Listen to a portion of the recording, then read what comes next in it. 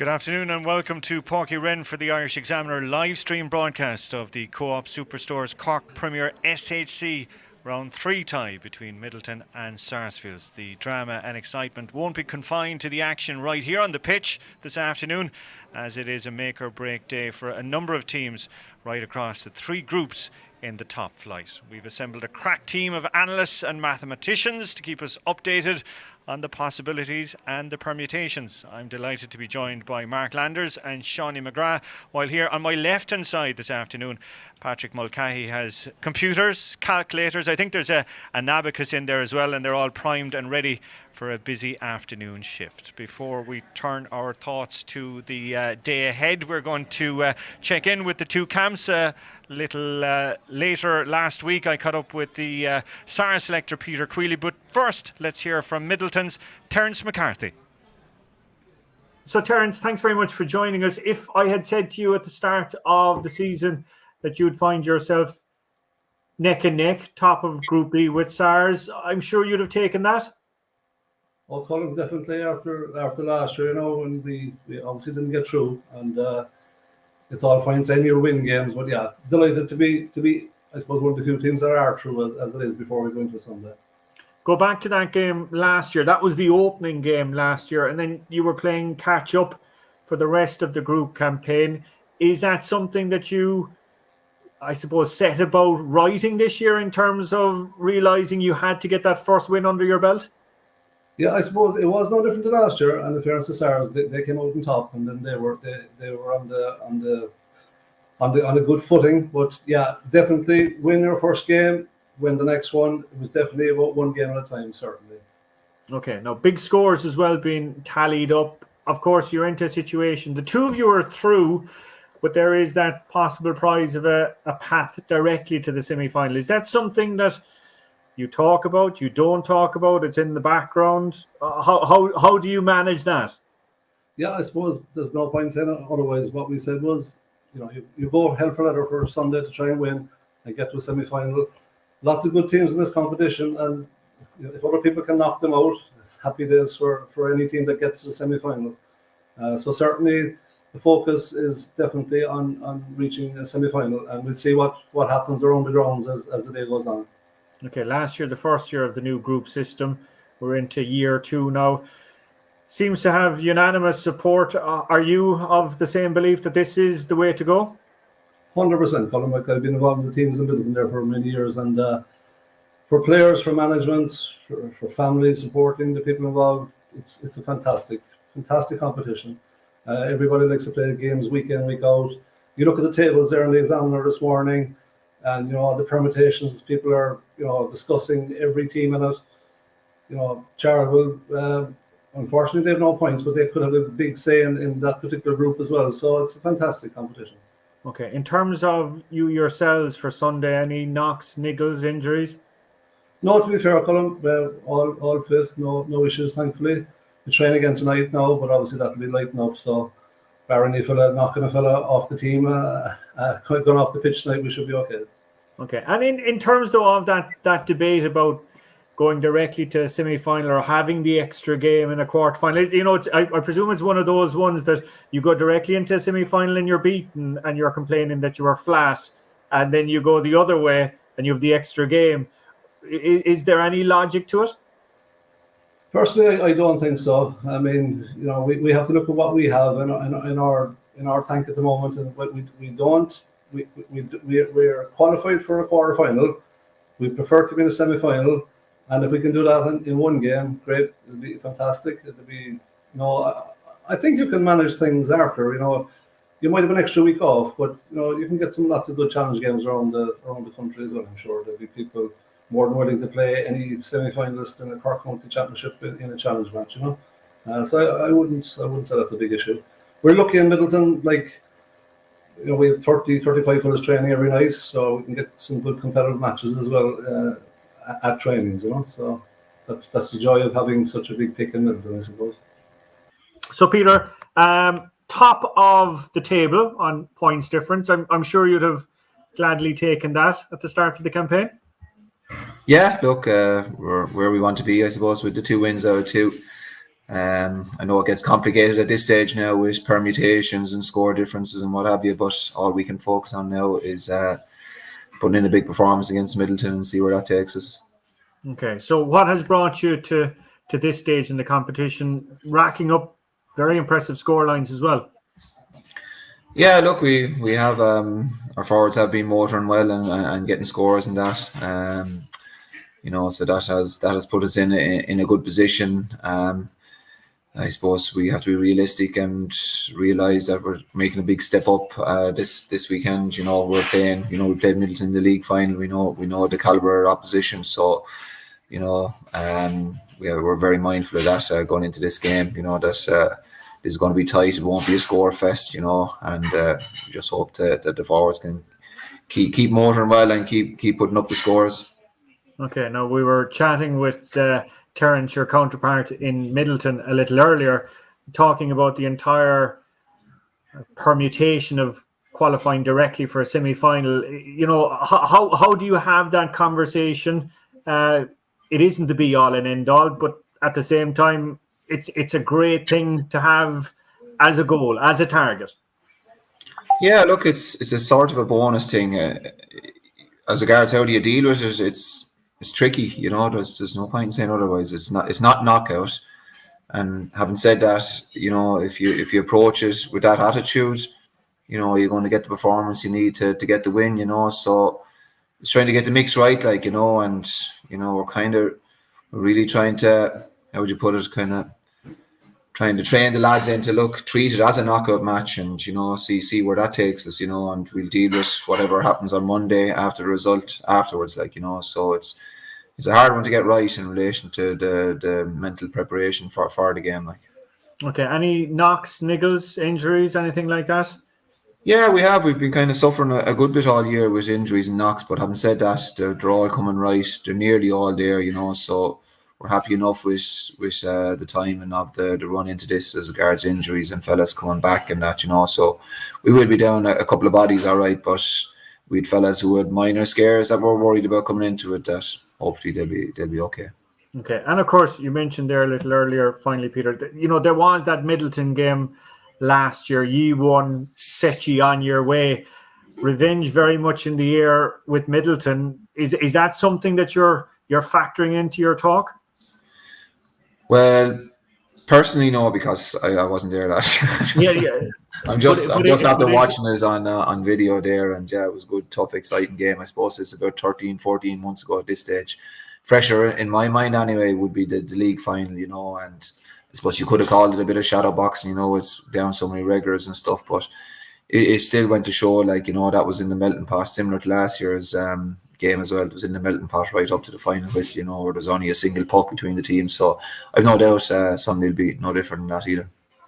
Welcome back. The sun's shining here in Páirc Uí Rinn this afternoon. Real championship kind of afternoon feel about it, and there's going to be a real championship buzz here this afternoon in Páirc Uí Rinn and right across the county on an exciting afternoon in the Co-op Superstores Premier Senior Hurling Championship. Delighted to have Mark Landers and Seanie McGrath here alongside me on my right hand side, and on my left hand side the brains of the operation this afternoon, Patrick Mulcahy. He'll be crunching through the numbers and all of that. So Patrick, just give us a quick overview of what's in store for us this afternoon. Yeah, so we've got a busy afternoon, Colm, and obviously one of the feature games is here in Páirc Uí Rinn this afternoon as Midleton take on Sars, looking for the top spot in Group B in the table, and of course it does have a big bearing because the best group winner in the Cork Premier Senior Hurling Championship of all three groups gets a bye to the semi-final, which takes place in 4 weeks' time, and we'll get into that a little bit later on. So let's have a look at the groups for this afternoon, and we'll start off with Group A,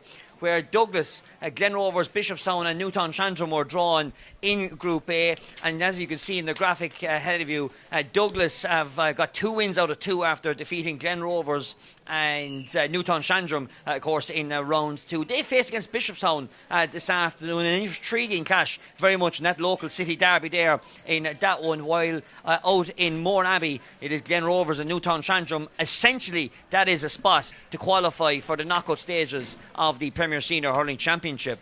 Let's have a look at Group B then, because as we mentioned a short while ago, very much top of the table clash here in Páirc Uí Rinn between Sars and Midleton. Sars with that 9 points differential over Midleton, but as you can see, and as you might have spotted a while ago, Douglas have a points differential of 19, and those two numbers are going to have a big bearing towards 3:15 later on this afternoon. Again, we will keep you up to date on that. And as if for the bottom of the table, well, it's very much a relegation semi-final, as the winner will stay safe for 2022, saving their status between Carrigtwohill and the Pearshik. The loser will be going to the relegation final. As we turn our attentions to Group C then, Bars, Erin's the Rockies and Charleville. Well, what a tumultuous group this has been very much. The Bars and Erin's top of the table, 3 points apiece after a win, and of course drawing in Group 2 a couple of weeks ago. And as we all know, that knockout game between the Rockies and the Bars is going to be a cracker down in Páirc Uí Chaoimh. Well, the other game is a very much intriguing game, because Charleville will be looking to save their status for 2022. But of course, Erin's will be looking to try and claim a knockout spot, I should say, in a couple of weeks' time. Various number of permutations can happen throughout the afternoon. As we mentioned, just to keep it simple, the top group winner, the best group winner with the best points differential, will qualify for that one solitary bye into that semi-final, and the rest of those 5 teams will join Immochilly in the knockout stages in the quarter-final. So, Colm, very much a busy afternoon ahead of us here in Páirc Uí Rinn. Well, thank you very much for doing all the hard work and the mathematics and everything like that. Mark, you were the man that was always in favour of these group games and everything like that. You've got your wish there, and I can see you're like a young fella swatting up the night before the Leaving Cert Maths exam, and you've got Seanie McGrath there alongside you, and he's got all the answers, I'd say. I'm not sure about that. Well, look, you know what? Yes, I have. I have been a long time. I've been a big advocate of the group situation, and now we are joined, I suppose, with people who are watching in from wherever you're watching in, all over the world. And actually, you know, just to give a small mention out to a guy in America, Martin Green, whose 2 daughters are home from America today, and they're here to watch the match live, and Martin is over in the States watching it. And you know, that is the beauty of the live streaming, and the quality has been excellent. And everybody that I've spoken to who's watched any live streaming match this year, they're thrilled with the facility of the live streaming. But I suppose the bigger point here is that you know, we're here what we'll call Super Sunday. I suppose we had a Super Saturday yesterday with the 3 grades of intermediate and all kinds of results going on yesterday for permutations for getting into semi-finals, quarter-finals, and people getting into relegation. So I suppose the big thing really for me is that you have got every club has got 3 matches here, and I suppose on this particular day, over the next hour and 20 minutes, you are going to have one team that will go straight to the semi-final. That can only be one of 3 teams: Douglas, Midleton or Sars. Sars, to me, if they win the game today, they will go straight to the semi-final, because they have a higher scoring average than the other 2 teams. If Midleton happen to win here today, there's only 5 points between themselves and Douglas, and if Douglas get the victory over Bishopstown, the margin of the victory is very, very important, Colm. So I suppose the big thing is, you know, the fact that we're down to 4 quarters in matches. You know, if you're a management team with any one of those, I suppose we'll know about Midleton and Sars, but if you're in the Douglas management team today, you will be keeping an eye on the fixture that's going on here in Páirc Uí Rinn today. So, all to play for. Seanie, I have to ask you the question. How important, though, is it to get a passage directly into the semi-final? This was a question I was asking the lads in the pre-match video. Again, all well and good when you win your semi-final. When you lose your semi-final, then you lost the momentum of having had that extra game. Yeah, I'm certainly an advocate of playing the least number of championship games to win a championship out, i.e. when the All-Ireland was straight into semi-final after winning the Munster Championship. You could win an All-Ireland with 4 games. I thought that was fantastic. But I think the gap between, 4 weeks of a gap now between today and playing in 4 weeks' time is too much. And I know last year, even when the Glen, they topped the group and ended up getting into that semi-final berth, and they weren't a massive fan of it at the time. They just felt there was too much of a gap. It was hard to get challenge games. We don't have floodlights, so even the training sessions, so everything else kind of, all that compounded to making it a difficult 4 weeks in preparation. But look, at the end of the day, I suppose, you're playing a championship game today, irrespective of scoring pluses or scoring negatives, whatever. You just have to go out and win. I was involved in one yesterday. I was with our intermediate A's, and we were beaten by Sars. But actually, with a couple of minutes to go, our chairman was on the line saying that Clidover beat Mealan by X amount, and we were saying to our fellas, well, maybe slip it over instead of going for a point or going for a goal, because, you know, we lost by 5, but if we lost by 3, for instance, we could have qualified. Now, I'm not so sure. It's very, very hard to prepare for that type of approach. Championship games are about winning them, and I think that every team playing today will go out to win. But it could be interesting with 5 minutes to go, if it is a plus or minus thing, that management might be saying to guys, slip it over instead of maybe going for that goal chance. And I suppose this is the one thing this afternoon we're going to be watching across all 6 games. Last night, quite extraordinary scenes, because you all were in the depths of trouble last night in Killa against Carrigaline. They got a late goal and another point from Oisin Hill, which actually saved you all's promotional status in Premier Intermediate A by 1 solitary point. Watergrass Hill went down by a point, so if Watergrass Hill scored or y'all conceded an extra point, they were in relegation by points differential. And as we've been saying, Mark, all year, every point you concede or score count to this day. And that is the big thing, and that's what makes the championship so exciting now. And I know some teams, when they'll come out on the wrong side of a result or a wrong side of a scoring difference, they'll be blaming the format. It has nothing to do with the format.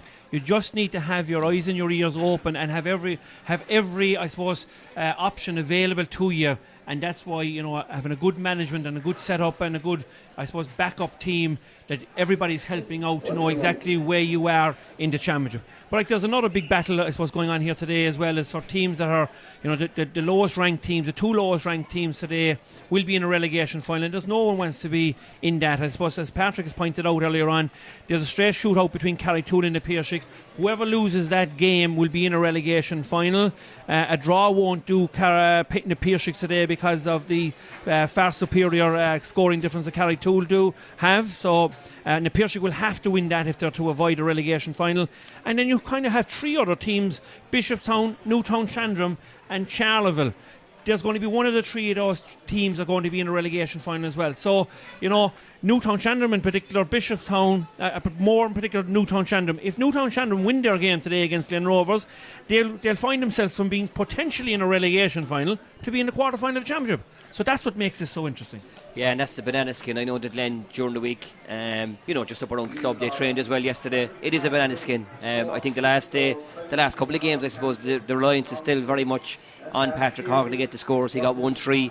Our other highest scorer was Liam Collin, who got 3, but the rest of the forwards only chipped in with a point each, so that's disappointing. They're under a bit of pressure. I still expect them to get a result, but it's outside of our comfort zone if you want. Glen prefer playing inside in the big grounds like the Parky Rings and the Parky Keeves, so Mourneabbey will be a difficult location for them today, and I think Mark is right. It's the right banana skin for them. And the other thing is that Mourneabbey is that 2 years ago Newtown Chandler beat Blackrock down there when Blackrock were highly fancied and they're current county champions. So mentioned there, and that leads us in directly to Blackrock. You were on board the Blackrock bandwagon from the very outset, Mark, last year, as I know only too well. I've a sore shoulder from a couple of nudges in course of commentaries last season. Are you still on board that bandwagon? I think for me this year the championship is wide open. I fancied Blackrock last year because they had a full panel of players that were training with them all year, and you were getting little whispers that they were going well, and challenge matches that they were playing had been going well, so that's why I fancied them.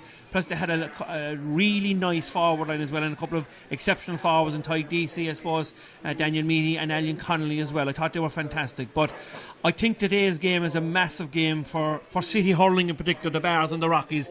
It is, you know, and I go back to last year's county final. I think there would have been 25,000 people at the county final last year between the Glen and Blackrock, because we hadn't seen one for over 30 years, an all-city final. So I expect that we'll have a battle royal today between Blackrock and the Bars. I think the Bars will be slightly disappointed. They'll be kicking themselves because they had 1 foot in the quarterfinals when they were playing their last round. So I think it's all to play for. But if I you know, Blackrock, to prove that they're real champions, I think they might sneak through to the quarterfinals today. Okay, lurking in there as well too, not in action today, Immakilly. Are they still a force that we need to be worried about? Absolutely. I mean, I know there was a bit of controversy the night against Shandoon because Passage had played championship that morning, which is, to be fair, no, was unfair. I couldn't understand it, how they couldn't just do something else, have the fixture as a double header on the Saturday or something, played early on Saturday. Midleton played, was it Whitechurch? Midleton played the day before anyway, and they were beaten. But No, I think Ewan Kelly are still a force. They're still very, very strong. They have excellent players. They're scoring heavily.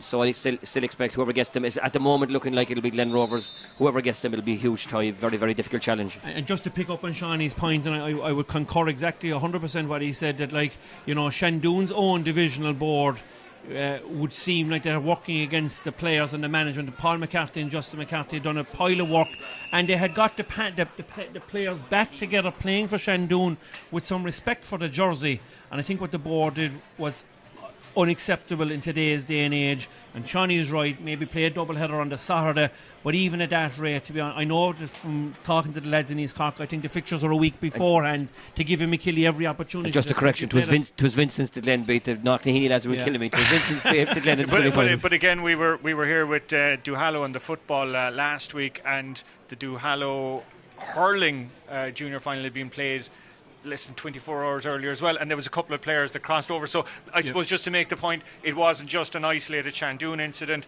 that this is an but it's still wrong. It's still wrong. But playing them in the morning of a championship match, they're playing that, and when you're trying to get the divisional back up and running, Okay, right. Well, we're here in Páirc Uí Rinn this afternoon for Midleton and Stars. Let's bring up the team sheets. First of all, we're going to bring up the Midleton team there in front of us. No changes, by the way. That's the good news from the team graphics that we were given a little earlier in the week. Mark, you have your eye on a few there. Yeah, absolutely. I suppose in defence, they have three very, very two particular very physical players in Luke Deneen and Sean O'Leary Hayes.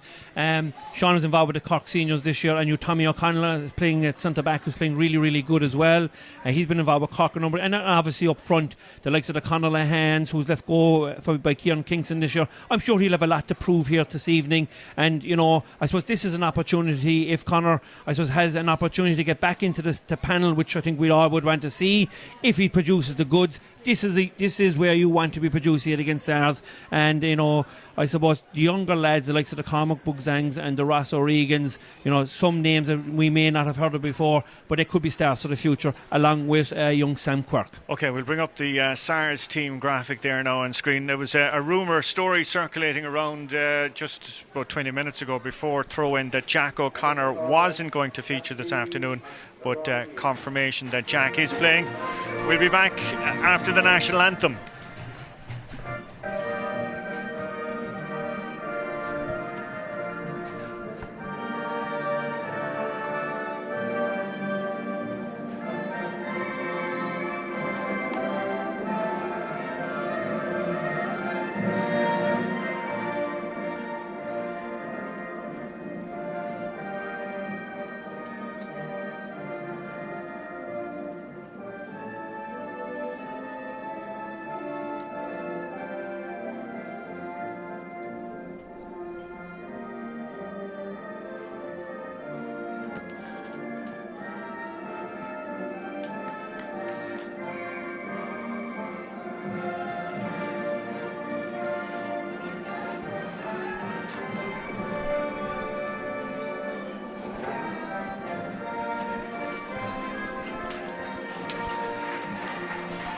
Shawnee, you have a quick read through that SARS lineup there, and obviously that huge news about Jack O'Connor. Again, these rumours are part and parcel before big championship games, but that's a huge boost. A huge anyway. class act. Got some great scores this year for Cork, but they've got some really, really good players. And Daniel Hogan, I was involved with a minor team a couple of years ago. He's an excellent player, and I'm looking forward to seeing number 10, James Sweeney. Cork, it's been mentioned a lot this year, but we'll be getting strong, big, tall half forward. So, as Mark said, a good season for Conor Lehan could catapult him into a Cork setup. Let's see how James McSweeney does. Could he get his opportunity as well? Okay, Dermot Kirwan is our match referee this afternoon here in Páirc Uí Rinn. You're going to have lots of insight into matches right across the grounds here, because Patrick is on duty alongside me. He's going to be keeping a track on all of that throughout the course of the afternoon, so not alone will you be watching the match here. You'll have all the updates from around the grounds. Now, the opening would look like to be a free, but it's just a sideline there over on the far side. That's going Midleton's way. Already, I think, one broken early, finding its way off the pitch. Question is, will that be the first of many in the course of the afternoon action here? It's Luke Deneen who's driving that down the field, but defender racing out there for it and eventually getting it up. and going across the field, and it's intercepted there, and Midleton danger here with Sam Quirk, and Quirk brought to ground, and that's going to be the opening free there, but a bit of a lacklustre defensive play there, leading to the opening free. just caught out there, and I suppose it's giving Midleton an easy opportunity and a legitimate free. Dermot Cowan is reffing the game. We're blessed with the conditions, with beautiful sun, very slight breeze blowing out of the city end of the field, and I suppose one significant change, I suppose, is that Daniel Carney, the former Cork senior player, is lining out as centre forward, and he's been backed by Tommy O'Connell. Conor Lehane has scored 9 points when the sides met in the Senior Hurling League final back in August, and he's got the opening score here this afternoon. So Midleton, with just about a minute and a half elapsed at the opening score of the afternoon. Alan Kennedy is the SARS goalkeeper, opting to go short, and again putting themselves under pressure back there. Midleton predicting, I suppose, that short ploy, and it's making for a little bit of a messy start there from a SARS perspective. Owen Murphy eventually trying to get down on it, but still SARS struggling to get that ball out of the danger area, should I say. It's Sam Quirk again, and it's a great block there, and eventually at about the fourth time of asking, Owen Murphy clearing it all the way down the field there, but again Midleton up to the task and working it out here in front of us. It's out with the wing back down there, Seamus Farrell, going all the way back to his centre back, to Tommy O'Connell, who's going across the field. Midleton looking very impressive in these opening exchanges, aren't they? It's Cormac Bosang.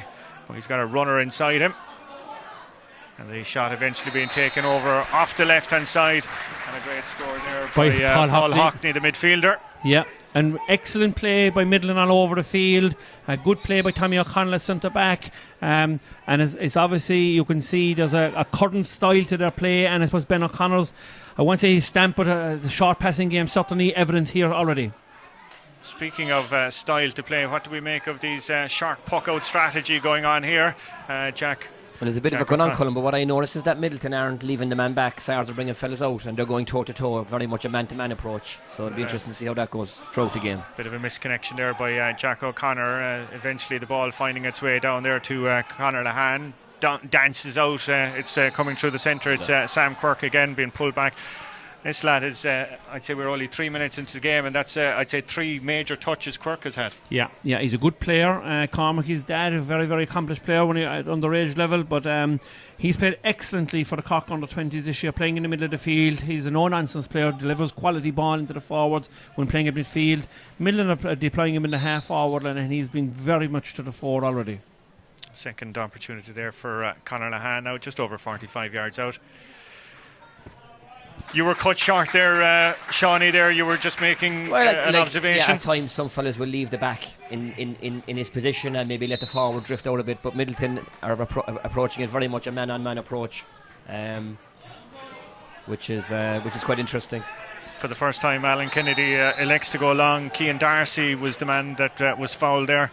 And that's a free just about 50 yards out. I suppose, Colin, if you were going to give away a free, I think he got clobbered by about 4 fellas there.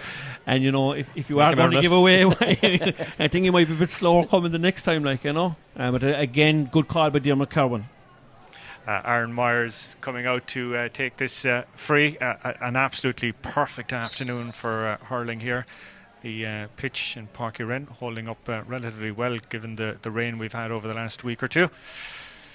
And here's Myers, top scorer for SARS in the Senior Hurling League final. He scored 7 points that afternoon, or that evening. It was a Friday night, if memory serves, and he's after getting their opening score here. So it's 3 points to 1. And another observation you have is that the 3 inside line of the Midland forwards are nearly inside in the square.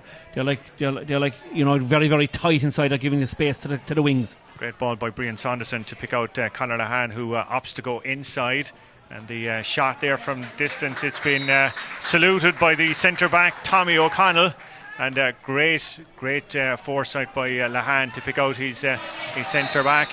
Great play as well too by the midfielder down there, Sean Farrell, as the ball was dropping in on top of Daniel Carney. Farrell getting across to nudge it out.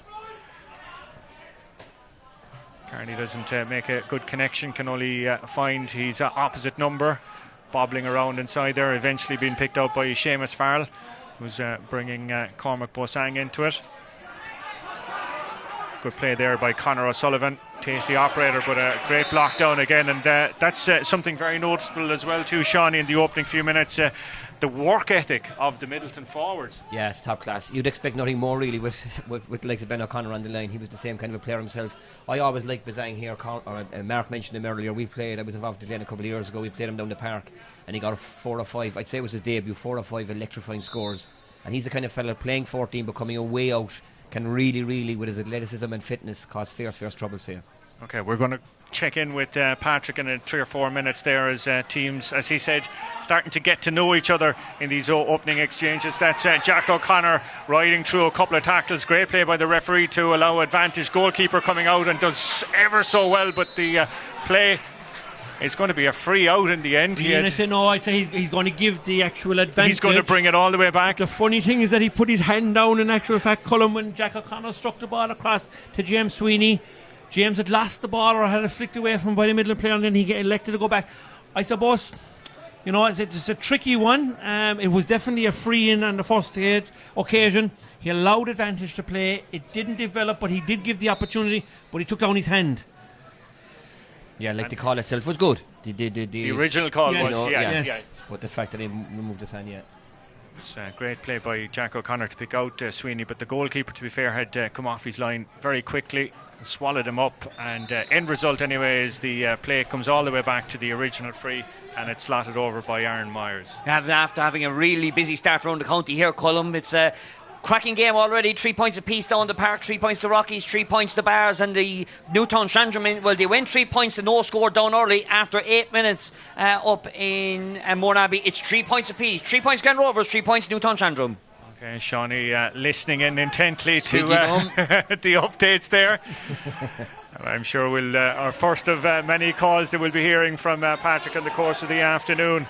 That's that man Sam Quirk yet again. He has been on fire this afternoon, and that is a blazing effort from 45 yards out. Brilliant score. He started really brightly off his left, couldn't catch it. Top class score. So game on here, 8 minutes gone, 4 minutes to Midleton, 2 points to SARS. Keeping you updated on this Co-op Superstore's Super Sunday of Premier Senior Hurling Championship action. This is just one of the big courses this afternoon, because Senior A action all getting underway across the county at 4 o'clock this afternoon. We'll be having a chat about that a little later. Back to Mournabbey. First blood goes to the Glen. They've got a goal after 8 minutes to lead Newtown Shandrum 1-3 to 3 points. Shawnee's smiling like the cat that's after getting the cream. And as I said, Senior A Hurling Championship action getting underway at 4 o'clock this afternoon. And we had that dramatic evening of Premier Intermediate action last night. And we'll be chatting through all of that after today's game. Anyway, the end result of all of that is a free down there. It's Seamus O'Leary-Hayes who's standing over it and dropping it down here in front of us, pushing the back though it seemed. And the referee said, it's going to be a free there to Sam Quirk, who's been ever so dangerous this afternoon. And it was Killian Roach was the transgressor on this occasion. Conor Lahan making the journey over to this side of the field in front of us. This effort is just shy of the halfway line, maybe about 2-3 yards in, and about 2 yards in from the sideline. But if anyone can manage those angles, it's this man. It's good strike, Bill Lahan. Has the commentators cursed there on that one and drifted a couple of yards wide on this occasion. So 9 coming up in 10 minutes. It's Midleton 4, SARS 2. Yeah, Midleton have started a brighter certainly, and they look really threatening, particularly up front. They've been outstanding, and they've hit a couple of wides. But Conor and Luke Farrell have hit 2 in a row there. But I think they're probably full value for their 4 points lead, because the 2 scores the Stars have got have been 2 frees. Yeah, and yet again we're going with the short puck-out strategy from SARS. Craig Leahy taking from his goalkeeper and pumping it down right on the exclusion zone. Myers going up for it but dropping away. There's about 4 Midleton defenders there trying to work it out. Eventually was trying to find its way out as far as Seamus Farrell, but a foul committed despite the protestations of Daniel Hogan down there, who's remonstrating with the referee. And to be fair to the Midleton full back line, obviously the sharp puck out ply is to get a bit more distance on it. So a couple of puck outs that they've had have hit the Sars full forward line. But in fairness to the 2 cornerbacks, or the full back and the cornerback in Midleton, they're doing very, very well in coping with that threat inside of Myers and Jack O'Connor quite well at the moment. Brian Sanderson going long as possible, about 21 yards out. Kevin Crowley, I think, getting down on it.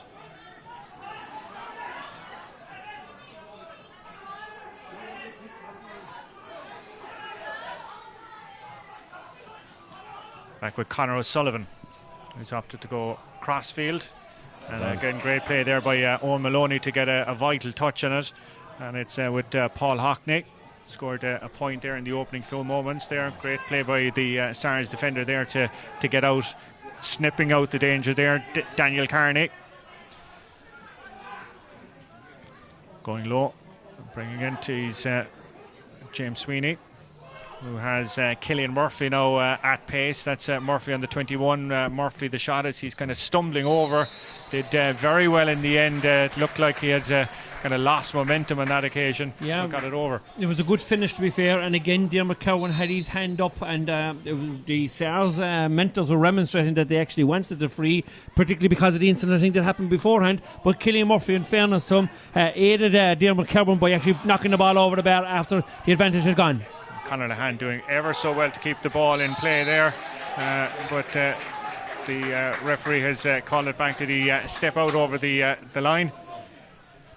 Yeah, just a foot into touch there it seems, and it's going to be a line ball, but he did very well there. There was a couple of heavy tackles coming in on top of him, but just stepping out in front of the Sars bench. And so it's 4 points to 3 with 12 and a half minutes gone here. No rush being taken in terms of the sideline from Conor O'Sullivan.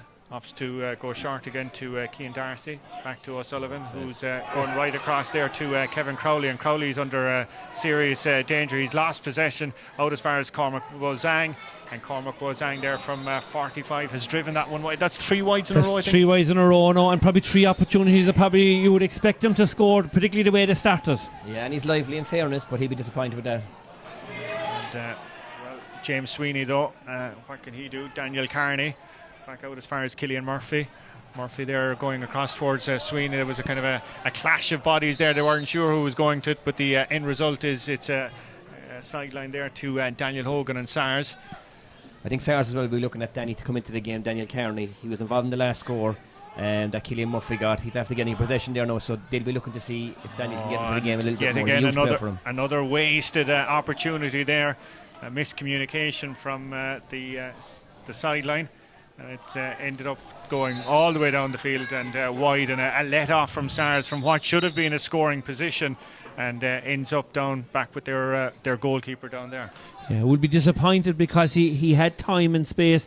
He possibly could have hit it in for a score himself, but he was outside the 65-yard line, elected to play it into Cormac Wozang, and it just beat his fingertips out wide. Okay, well, Alan Kennedy going long and reaping the rewards with James Sweeney winning that, bringing in Daniel Carney, and Carney putting it over. And back to what we were saying about the short puck out and long puck out, when you've got a big character like James Sweeney, should you be using him like that? Well, I would think so. He definitely has it over Tommy. He's big and strong. He's got a great hand in him. And as I just mentioned earlier, that Daniel's third possession now in just maybe 3 or 4 minutes, and he got a score, so it's huge. What I like about the Midleton full forward line is they're not sticking to their positions. Bazang is moving across. Farrell is busy inside, and they're testing that Sars full back line a lot. 4 points a piece there. Big hand going up there from Kevin Crowley, breaking it down. And out it comes here in front of us, and the race is on there, and chasing out was Jack O'Connor. Tried to get a hurley on it, but flung away from him there. Sean O'Leary hazed up, bringing in Luke Deneen, and Deneen going route 1 down towards his corner forward, down as far as Ross O'Regan. I must say though, the Sars defence, after kind of a jittery opening spell, have settled a small bit more. That was Owen Murphy being fouled there. There was Sam Quirk in on top of it. I'm going to hand back into Adelaide St Patrick. Yes, and there's plenty happening around the grounds, but the big one is in Group C, because Rockies are beating the Bars 7 points to 4, and Erin's Owen are 5 points to 4 over Charleville. And that means at this moment of time, Colin, is Erin's Owen who are in position 1 in Group C, while the Rockies are in position 2, and the Bars are heading out as we head to the first half water break. Yeah, well, as we know from the last day, the Bears were, I think, 10 points up against their own zone, and we know what happened after that. That game finished a draw. So even though it's early doors, you are looking for a statement of intent out of your players, and maybe the Rockies are making that statement right now. Paul Hockney delivering the ball there, but great play by Conor O'Sullivan to bring in Kevin Crowley and Daniel Carney now on it. Sars definitely managing to find their groove, and that's a fantastic effort by the midfielder Daniel Carney. Wonderful play between the defence and their midfield. Referee though is he waving it as a wide? Has he called it a water break? No. Yeah, and Shawnee had mentioned that Daniel Carney had been actually out of the game. They needed it, and in fairness, it was a good call by Shawnee. He's got 2 points in play. It's hard to believe in the first. We'll say that I once said hard to believe. Coming into this game, the Stars will be leading, but in the terms of the flow of the game, Midleton were in total control in the first 10 minutes. They hit those 4 wides actually to Stars 1 in that period of time, and now Stars find themselves 5 points to 4 up when it was actually a 3. I think Midleton led 3 points to no score after 4 minutes. And I think a sign of any good team is the ability to change it and mix it up. Yes, Stars were trying to sharp puck out and trying to hit their full forward line, but you said it yourself, Cullum, then they varied and they went direct to their half forward line. Maximini plucked it out of the air and gave a pop pass to Daniel. So that's always a good sign of a team, staying patient, going through the difficult phases and coming out on the other side. So while I thought their full back line was struggling for a while, Bazang was causing a bit of damage, they settled down and they showed typical SAR stuff of old. Short passing, going through the lines, and the last score typified that more so than ever. Okay, while we're in a water break here, now is the perfect time to have a visit around the grounds, and Patrick is our tour guide. Yeah, well, the tour guide is going to start off in Mournabbey, because Glen Rovers are leading by 4 points at the water break, 1-6 to 5 points, while Douglas are beating Bishopstown at 4 points to 2. So in that group, Douglas are in top. Glen Rovers will qualify in position 2. Group B, obviously the game here sees Sarsfields beating Monaghan, beating Midleton, I should say, 5 points to 4. So that will see Sars qualifying and being in that bye seed as well. Carrytool are over in the Piershick down in Cove, 6 points to 4. And as for the other group, well, as we've mentioned at the water break in Páirc Uí Chaoimh, it's 7 points to 5 in favour of the Rockies, while Erin's Owen are at 5. In fact, at the water break, it's now 5 points apiece between Charleville and Erin's Owen. So that would mean Erin's Owen would qualify over Rockies in the head-to-head, as the Bars would be heading out. 3/4 of an hour to go in this Premier Senior Hurling Championship this Super Sunday. Well, we promised you plenty of drama across the grounds this afternoon. I think we're delivering that, and we're delivering a bit of drama here as well, with Sars leading 5 points to 4. But can Midleton, I suppose, find their groove again after that wonderful start? Well, we've about 45 minutes remaining here in this top of the table clash. It's Killian Murphy coming all the way back down Route 1, and it's Owen Maloney, plenty of time there. Jack O'Connor for company did well, and good pressurising there by the Sars attackers, maybe taking a leaf out of the Midleton attackers book from the opening 15 minutes, and eventually it's gone out there for a sideline, and it looks to be Cormac Walsh that's standing over. Yeah, in fairness to the 2 number 11s on each team, Sam Quirk is having a very, very good game for Midleton, but so is Killian Murphy. There's a point to his name, but he's getting on a huge amount of play, and he's actually being left on his own in the middle of the field at this moment in time. I'm trying to pick up where the loose men, or where the Midleton free sweeper, I suppose, as we will probably refer to him, or he's +1, but certainly Killian Murphy is having a big influence in the game as well. Great play there by Daniel Carney. Again, Sean, you mentioned him a few moments ago, battling so hard there to try and bring Daniel Hogan into it. It's kind of gotten a bit messy there, trapped in between a few legs. Eventually Cormac Boasang trying to go down on it, but it seems to be Cian Darcy that's after taking a very heavy shoulder there as he ran into Sean O'Farrell. Bit of afters there between the two. He was rampaging through, and the field starting to open up in front of him. O'Farrell, sensing the danger, stood his ground, and Cian Darcy flying through the air, and the end result is going to be a free, which Aaron Myers is going to come all the way out and take. And the breeze, I'd say, is slightly freshening. Look at the flags in front of us now. At the start of the game, there wasn't a whole pile of wind there, but there's certainly a fresher breeze, which is favouring Sars in the first half. They're starting to get to the grips of the Midleton forward, in particular, I would say. The backs have tightened up, and they're seeing the Sars back are winning an awful lot of the 50-50 balls now. Of course, Midleton defeated Sars 3-13 to 2-13 in the Senior Hurling League final back in August. And of course, when the sides met in the championship last year, it was a win for Sars in that one. Right, Patrick has another update for us. Yeah, big update going here, Cullen, because there's been a massive turnaround between Charleville and Erin's Own. Erin's Own and Charleville were level at the water break. Charleville have racked off 3 scores in a row, 2 of those coming from the way of Darragh Fitzgibbon. They lead Erin's Own 8 points to 5. Killian Murphy seems to be almost playing back in a quarterback role there at the moment, setting up Daniel Carney. Great ball in by him towards Sweeney. Sweeney being held up, eventually gets the shot away, and James Sweeney has the ball in the back of the net. We knew it was coming. It's arrived after 20 minutes. Brilliant. And I mentioned earlier about the movement of the Midleton full forward line. I mean, James Sweeney is playing on the half forward line, but he ended up getting that inside full forward. So you can't bait that. You can't bait forwards that are just not going to stay static. They're going to move off their position and cause hassle for their defender. And I think, I was just about to mention prior to that the Sars full forward line was getting plenty of ball, and they'd be hoping to get a bit more, maybe purpose or a bit more out of them. But definitely there was a fantastic goal. Wise heads, we were mentioning Killian Murphy. You've mentioned Daniel Carney so far. The two of them combined. And hit a long ball into James Sweeney, and in fair to him, and again good refereeing by Curran, because he was certainly pulled and dragged, and they gave him the opportunity to get the shot off. Some people say, give me the penalty, but there's no guarantee that the penalty will end up in the net. So I think he's done fierce well, Sweeney, there to finish the ball to the net. Okay, that was the free that resulted there, and it was Conor Lahan who has driven that one wide. More wide, yeah, and they'll be hoping to get Conor into this game. And it's the second wide from the exact same position from the one he hit wide earlier on as well. And a sucker punch to the Glen, because Newtown have got a goal back in the margin, reduced down to 2 points. 1-6 to 4 points is the score here. That tut-tutting is Shawnee McGrath. That is Bugs Bunny we're after getting. In case you were worried that Skippy the bush kangaroo had found his way into the commentary box in Páirc Uí Rinn. What's up, Doc?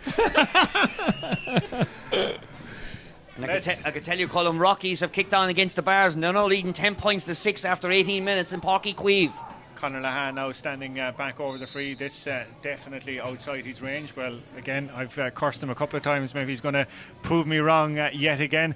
Effort from him from way beyond halfway, and despite the best efforts inside there of one of the corner forwards. But that's two he struck to the right hand side, and you can hear from here that the connection to the slit on both occasions wasn't correct, because they drifted right on both occasions. He just hasn't struck that ball 100% correct. So it's 1-6 to 4 points. Sars, despite that really sluggish starter, the team very much in control now, thanks in part to that man there a few moments ago, Daniel Carney, trying to bring in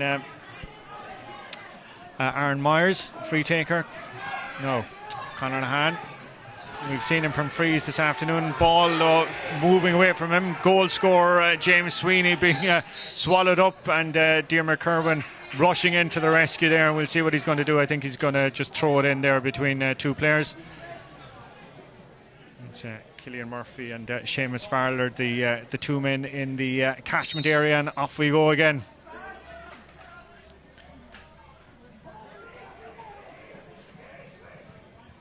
Shouts to get into it. Very brave when you're up in the stand, though, to be told to be getting into it. I don't think there'd be too many that'd be risking life and limb in that sort of a situation. Pa White doing his utmost to try and get down on it there. And it's White eventually, I think, that's after getting it back up. And it's back with the midfielder Paul Hockney from distance. He had that opening point there a little earlier. Has he, after getting a second score? That's some going by your midfielder. Yeah, and Midleton really needed that score. It's 2 points from Paul Hockney now. Great score inside his own 65-yard line. A real big score for his team, because they've actually drifted out of the game in the last 10 minutes, Colin, and they need to get back into it before this game starts to drift. They've hit 6 wides to 1 from Sars, and that really is the difference between the two teams, I think. James Sweeney testing the helmet of one of the Midleton defenders there, and I think he's going to get a little word from the match referee. I think it was Tommy O'Connell's helmet, which has now been readjusted and placed back on. Kind of a silly free for Sweeney to give away as they were racing out for possession, and the end result being a free which Tommy O'Connell himself looks set to take about 50 yards out from his own goal, and the card being shown there to the goal scorer, James Sweeney. Short ball being taken there by the centre back to bring in Cormac Walsh. He's wing back. Walsh from the sideline has driven that one wide, and the wides tally mounting up yet again for Midleton. 7 points to 1 tells its own story, and 4 points between the teams. If they had half of those scores, the game would be level. Douglas 8 points to 4 up against Bishopstown. It's Charleville 9 points, Erin's Own 7 points, and Newtown Strangholm have just hit the lead after getting a Jamie Collin goal a while ago. It's 2 points from Jerry Lane, 1-9 to Glen Rovers 1-8. Daniel Carney doing all the hard work yet again, delivering it to Aaron Myers. Myers has been unerring from frees, but unfortunately on that occasion from play the radar was off, and it drifts past the right hand post of Brian Saunderson, the goalkeeper for Midleton. Saunderson playing it here in front of us in the stand, hand going up and dropping down, eventually working its way back towards the midfielder. That was Sean O'Farrell, being forced to go all the way back to Tommy O'Connell. O'Connell is going in towards the exclusion zone, but the defender on that occasion out there, and it's Owen Murphy. Murphy opting to bring in Aaron Myers. Myers long way out from it, and it's kind of gone in there towards Jack O'Connor. It's spilled through, and a touch by the corner forward Daniel Hogan. It was a kind of a bit of a miscommunication there. Goalkeeper coming out, Hogan pouncing on it, but driving it wide. Yeah, I think what's become noticeable from Midleton is that they're lacking a bit of energy. They're a bit lacklustre. Their striking for scores is poor, and that was a very poor ball in from Tommy. You'd expect a bit better. It was an aimless ball in, an easy one for the Sars full back. Great hand there by Killian Roach, and it's Daniel Carney yet again on it. His fingerprints have been on nearly every ball so far in the last 20 minutes, and that's a fantastic score yet again by Daniel Carney. Yeah. Want to ask you though, one man we haven't seen much of. No, Jack O'Connor, and he's being, I suppose, well marked by Sean O'Leary Hayes as well. But I don't think there's a whole pile barring the ball that went in for Sweeney. There hasn't been a whole pile going to the full forward line.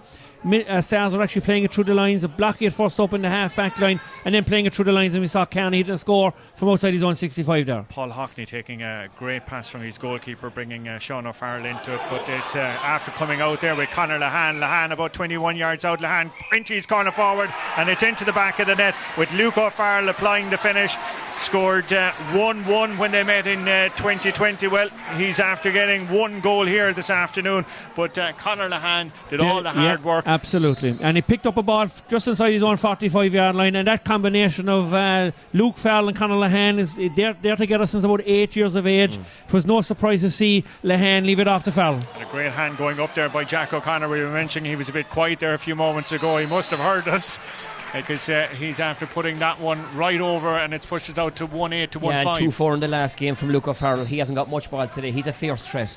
That's what he loves, one-on-ones like that. A great finisher. So this game is really now starting to really spice up. Yeah, that's what you want from a corner forward. Mightn't have touched the ball, but then when he does, that's exactly what he can do. Missed a few frees, wasn't in the game, misplaced it, or didn't get a pick up there earlier, but set up a goal, and he got a fabulous score off his left now. Hopefully he starts coming alive. And again, Sam Quirk, who had gone out of the game somewhat, was the man that did the providing, and Conor Lehane, as Shawnee said, shakes off, and look, I think that's a lesson for any young hurler or young footballer. Things mightn't be going well for you from the frees or whatever. Keep going, you keep trying.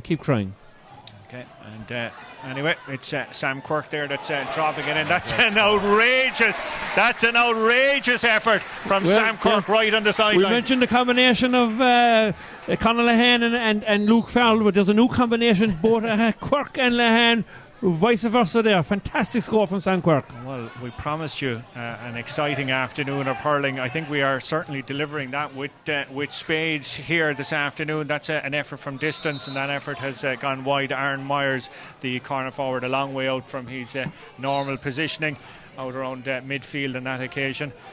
Goalkeeper Brian Saunderson opting to go a bit short with the pass. Eventually, though, it only comes as far as the Sars full back there, Owen Murphy, bringing in the corner forward down there. It's Myers. eventually back with Myers, and the shot from Myers has gone over the bar. They say there's fractions in sport. Like, that was a very, very poor delivery from the Midleton midfielder, and then went up the other end of the field and it was a score. Great pass from Daniel Hogan, a great finish, but it's only fractions.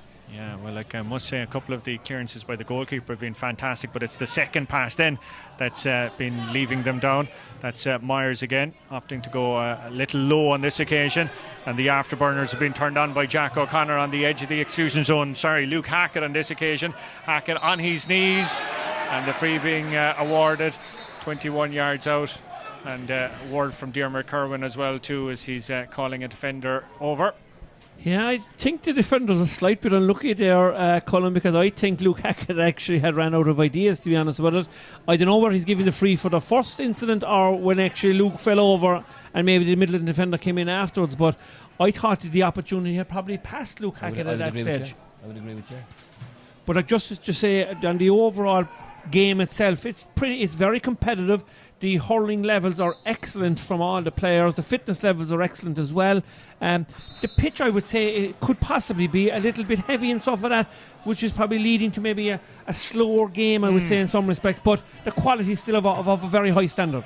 Yeah, well, as we said, given the rain that we've had in recent weeks here, and given the traffic that's gone on to this pitch as well too, it's probably no surprise, as Mark said, it is that bit heavier. The lads are trudging a small bit through things, eventually coming out there to Sean O'Farrell, but he's swallowed up as he tried to get a shot off. Conor Lahan coming in though for seconds.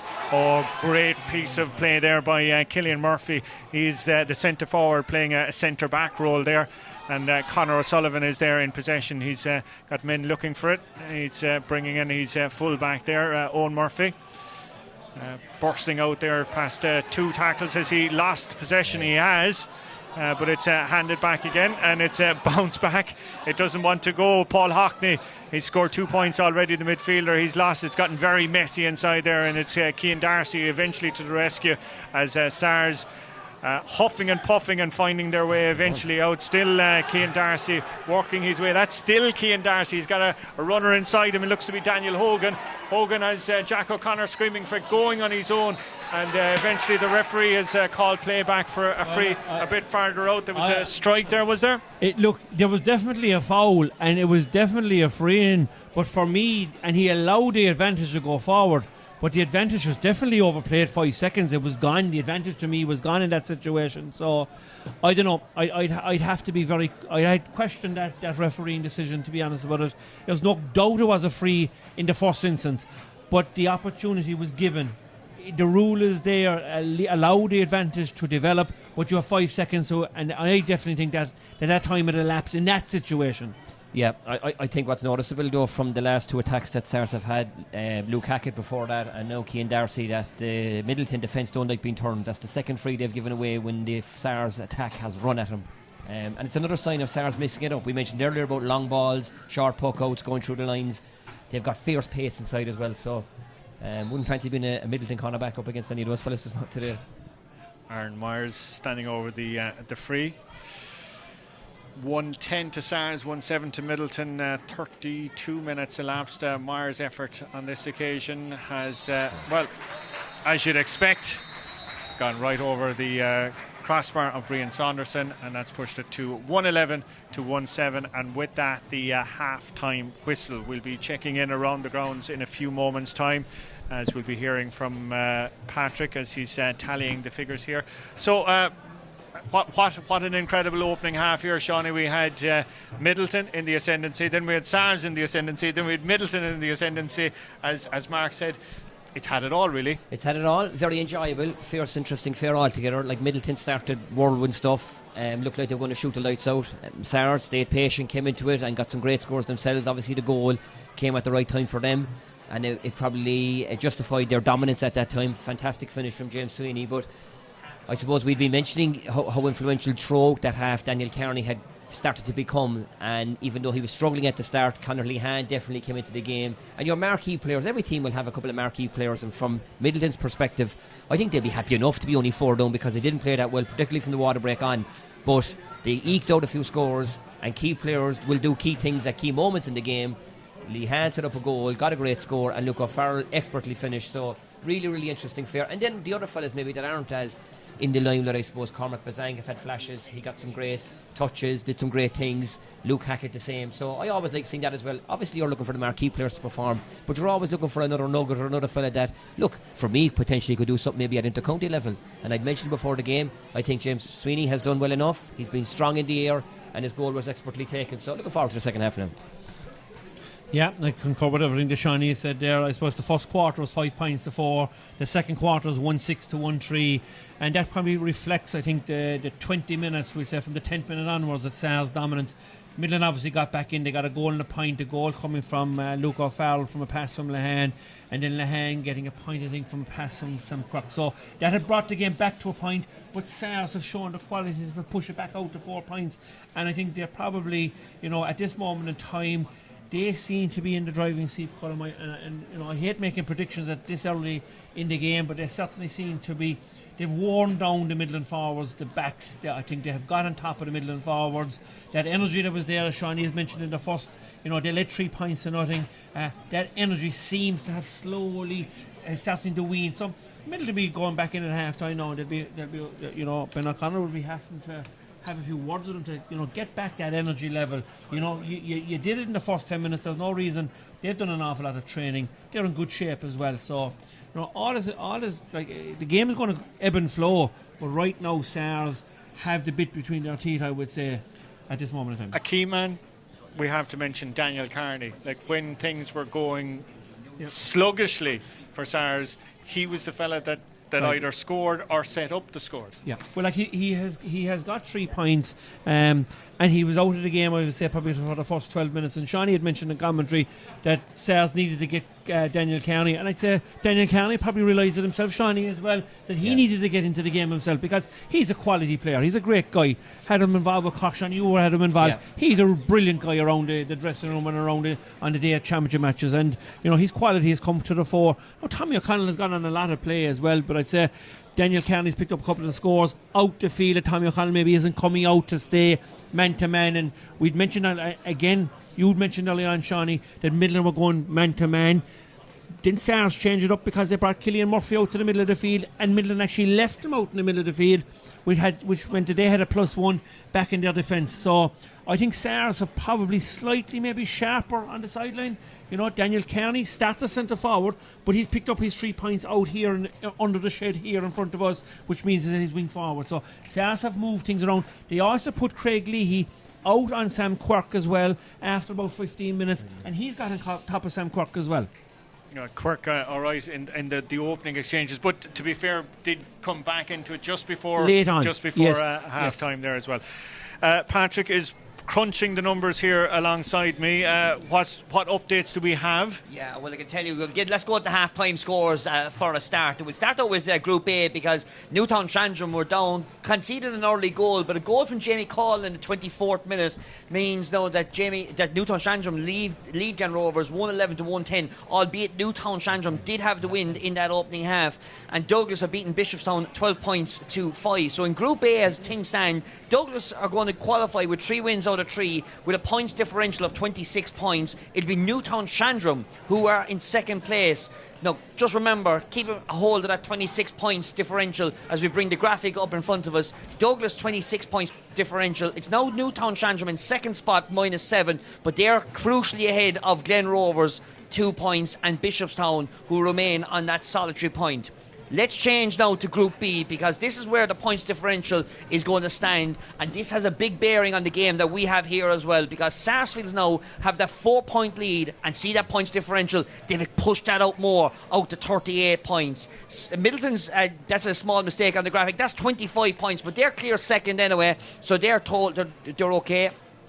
Carrytool are beating the Piershig in the other game, so that is clear in that front. They're clear by 5 points at the half-time whistle. While in Group C, well, everything has turned on its head here on this one. Charleville are 12 points to 9 up on Erin's Own. We'll bring up the graphic in momentarily. Crucially down in Páirc Uí Rinn, it's the Rockies who are 13 points to 10 over the Bars. So no, that means Blackrock are at the top of the table on a points differential of +9.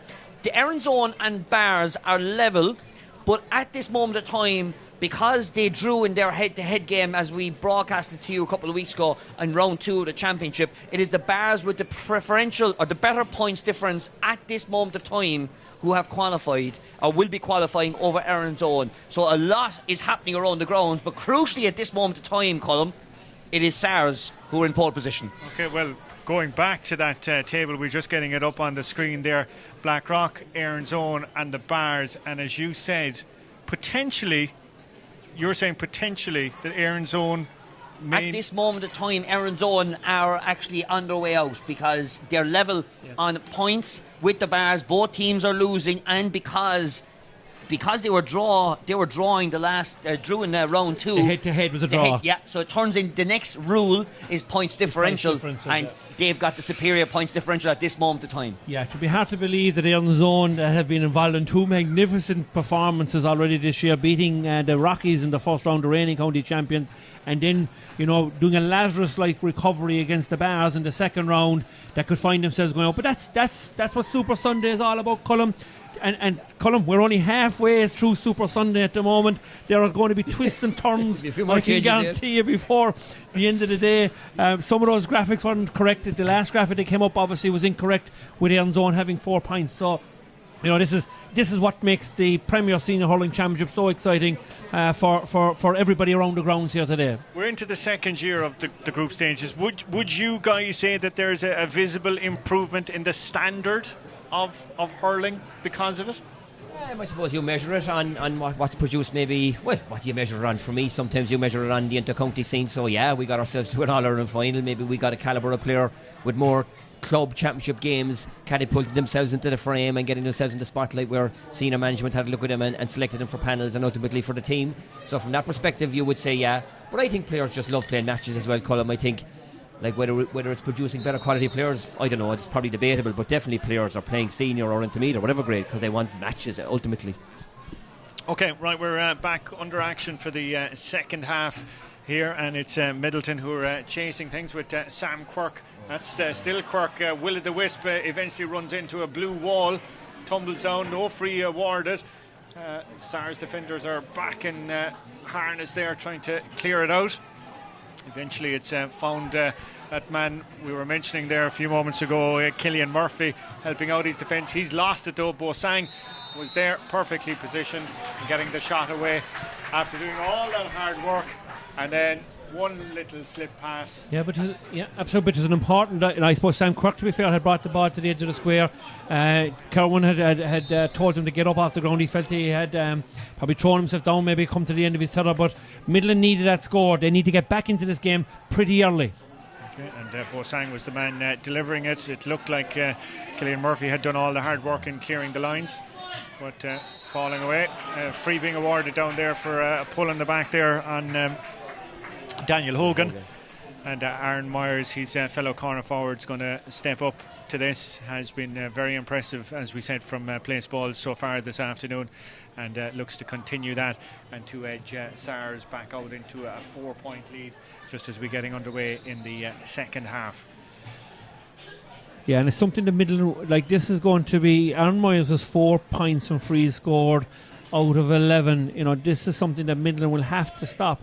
If they're to get it to be successful here today, they're going to have to stop conceding easy frees. That was a push in the back there when the player didn't even have the ball in possession. So I mentioned earlier on that there was a player, Cian Darcy, I think, got 3 or 4 shoulders and there was a free give. That was then the opposite. That was an easy free given away, and you can't afford, when you're losing, you can't afford to give away frees like that. Daniel Carney, the work ethic absolutely superb still from the veteran, gone in all the way towards his full forward, and the race out there by Jack O'Connor. He's gone right out onto the sideline, opting to bring it across. The corner back doing very well there, Owen Maloney. It's Sars though, and there's another pull back on the jersey, referee allowing play on, and eventually being settled over there by Aaron Myers.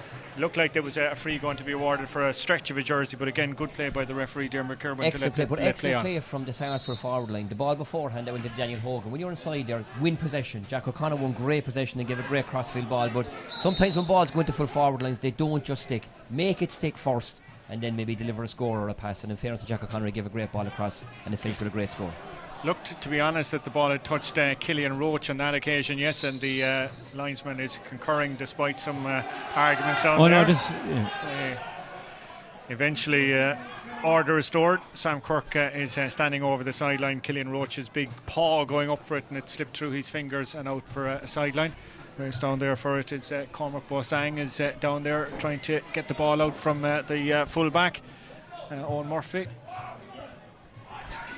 Eventually cleared out, and bad collision there, but thankfully the two players back up on their feet, and it's Sars who are chasing down after with Aaron Myers delivering the ball in towards Hogan, with the full-back coming out there, been taking about 3 or 4 different tackles, and eventually it's Luke Deneen who's after winning the free. Sucker punch to Aaron's own, because there's a goal for Charleville. Andrew Cagney in the 4th minute has given Charleville a 3-point cushion, while the Glen Rovers have squared up the game in Mourne Abbey. It's 111 Newtown Chandrum, 111 Glen Rovers. Tommy O'Connell taking the free there, and all on his own there. Nobody alongside him was Sam Quirk, and Sam Quirk from 65 yards is after putting that one straight between the posts, and Sars defenders there marked absent. Yeah, marked absent, yeah, and a good play by the Midleton free taker there to find Sam and struck it off his left hand side to bring the game back to a 4-point game.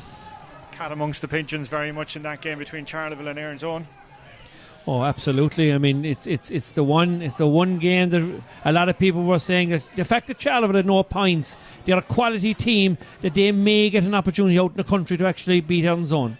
Cian Darcy is a top his opposite number down there. Eventually it's worked its way all the way back to the full back to Owen Murphy. Murphy opting to go short. Looks to be Luke Hackett over there bringing in Killian Murphy. That's Murphy. Shot from Murphy. Great save by the goalkeeper, Brian Saunderson. Looked to be set to be buried into the bottom corner of the net there, but before we wait in the 65, more updates. Massive news down on Páirc Uí Chaoimh. Goal for the Rockies. Goal Alan Connolly, and the Rockies now, are they cementing their place in the knockout stages? The cushion out of 5 points. Okay, looks like it's not going to be a 65. Referee spotted something in the build-up to the play there. He's on top of the advantage thing, but the unfortunate thing is, do the rest of us know? He's starting to frustrate me now, I'd have to say, with the stuff that's going on, to be honest with it. I just think, again, the opportunity was given to Sars. They got the shot off. The keeper made a save. To me, it was a 65 all day long.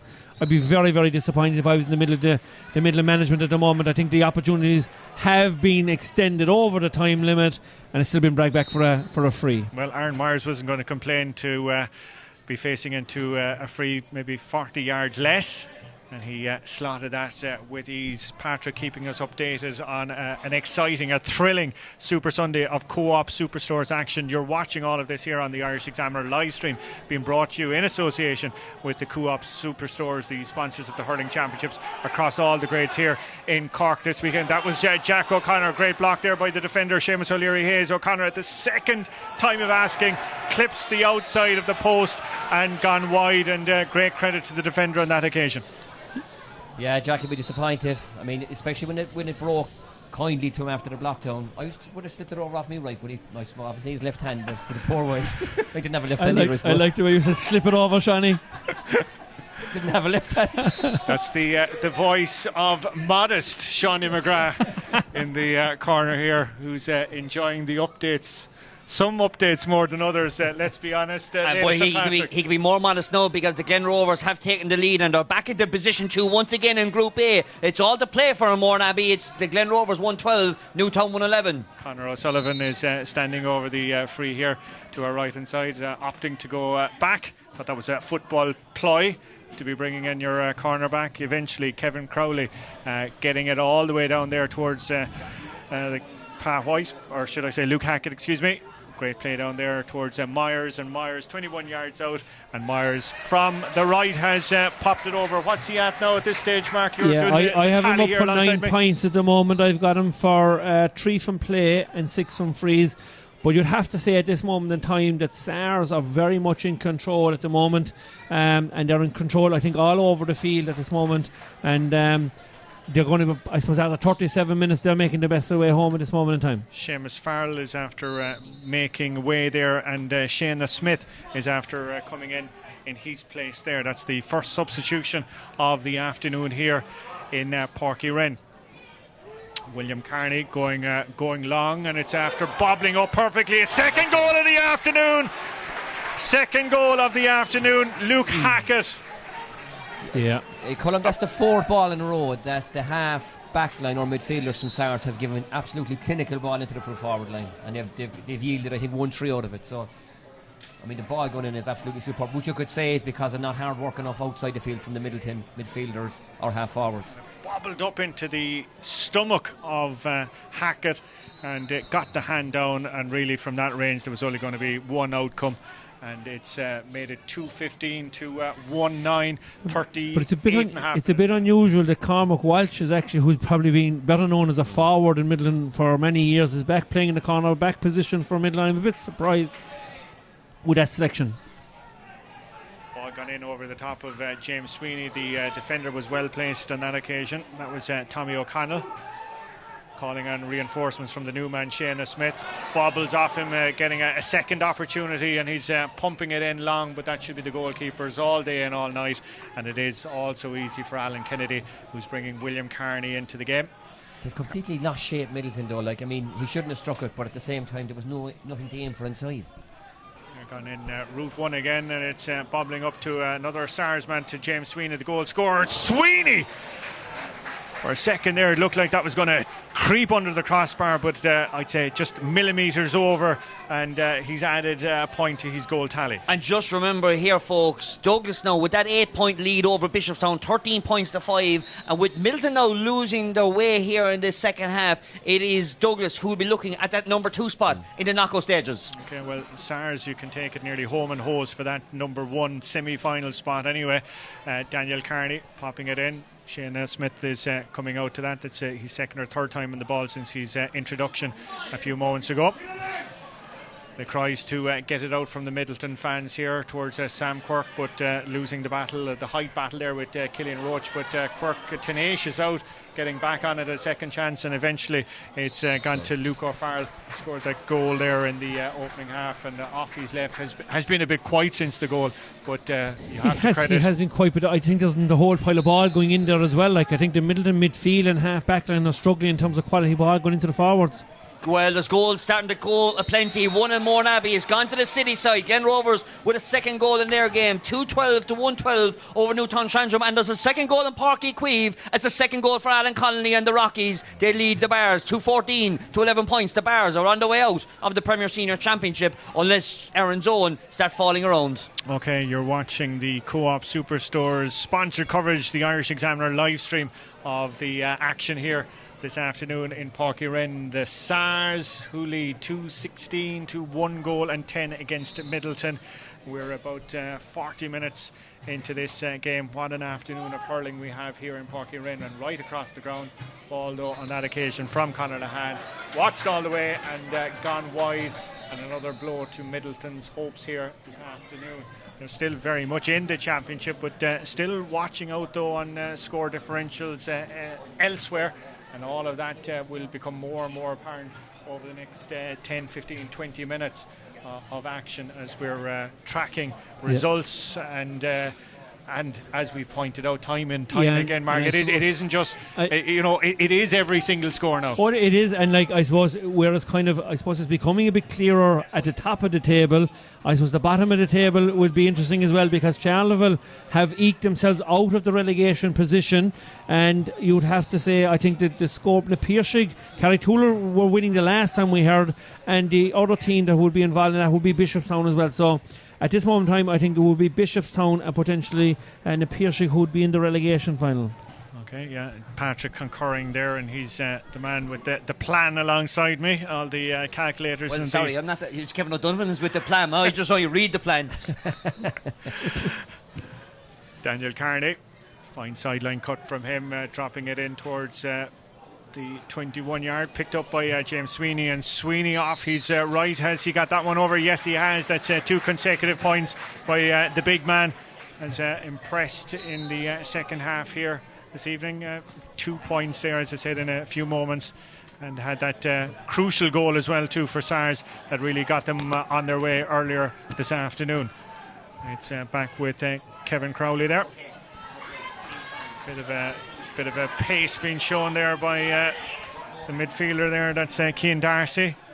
And Midleton seem to be all at sea there down in defence. There's another goal chance opening up here for Sars, but the handling, letting down Luke Hackett, breaks away from him. Clearance out, bit of a shot to nothing as Daniel Carney comes onto it, but Carney's foot connects with the ball and knocks it out for a sideline, and it's going to be Pa White who's going to take that one. Yeah, the Sars half-back line are completely dominant now at this stage. I mean, the puck-outs from Brian Saunderson aren't making any impression on his own half-forward line. And Sars are really getting huge purpose out of that line. And again, the work ethic now being shown by the forwards down here from Sars as well too, and all of that ends up with Daniel Carney fist pumps over Aaron Myers, working ever so hard there on that occasion, and so too the other corner forward Daniel Hogan, putting the Midleton defenders under huge pressure as they're attempting to clear the ball. Ball being broken down here in front of us. Cian Darcy trying to get it up. Eventually it's going to drop down on top of James Sweeney, but all credit to Conor Lahan there. He's fighting a one-man war there, gaining it back for Midleton. Great ball in towards the full forward to Cormac Bosang. Bosang being held up though by Craig Leahy. And that's I think Midleton are going to have to mix it up, Colin, because early, as I said earlier, the half-back line from Sars are completely dominant. Lehan lost that one, the aerial tussle, but won the second ball. So maybe short puck outs or going maybe through the lines or going towards your midfielders, because the long ones at the moment, on top of that, Sars half-back line are getting no change. They're getting nothing out of it. Goal in Ballyclaw goes the way of Aaron's Own. They hit the front at the water break, 117. The Charleville's 115. They're back in the hunt from the club from Carlag. Okay, we'll keep a close eye on the action there because that could have so many other implications across the afternoon. Conor Lahan over this free from 45 yards.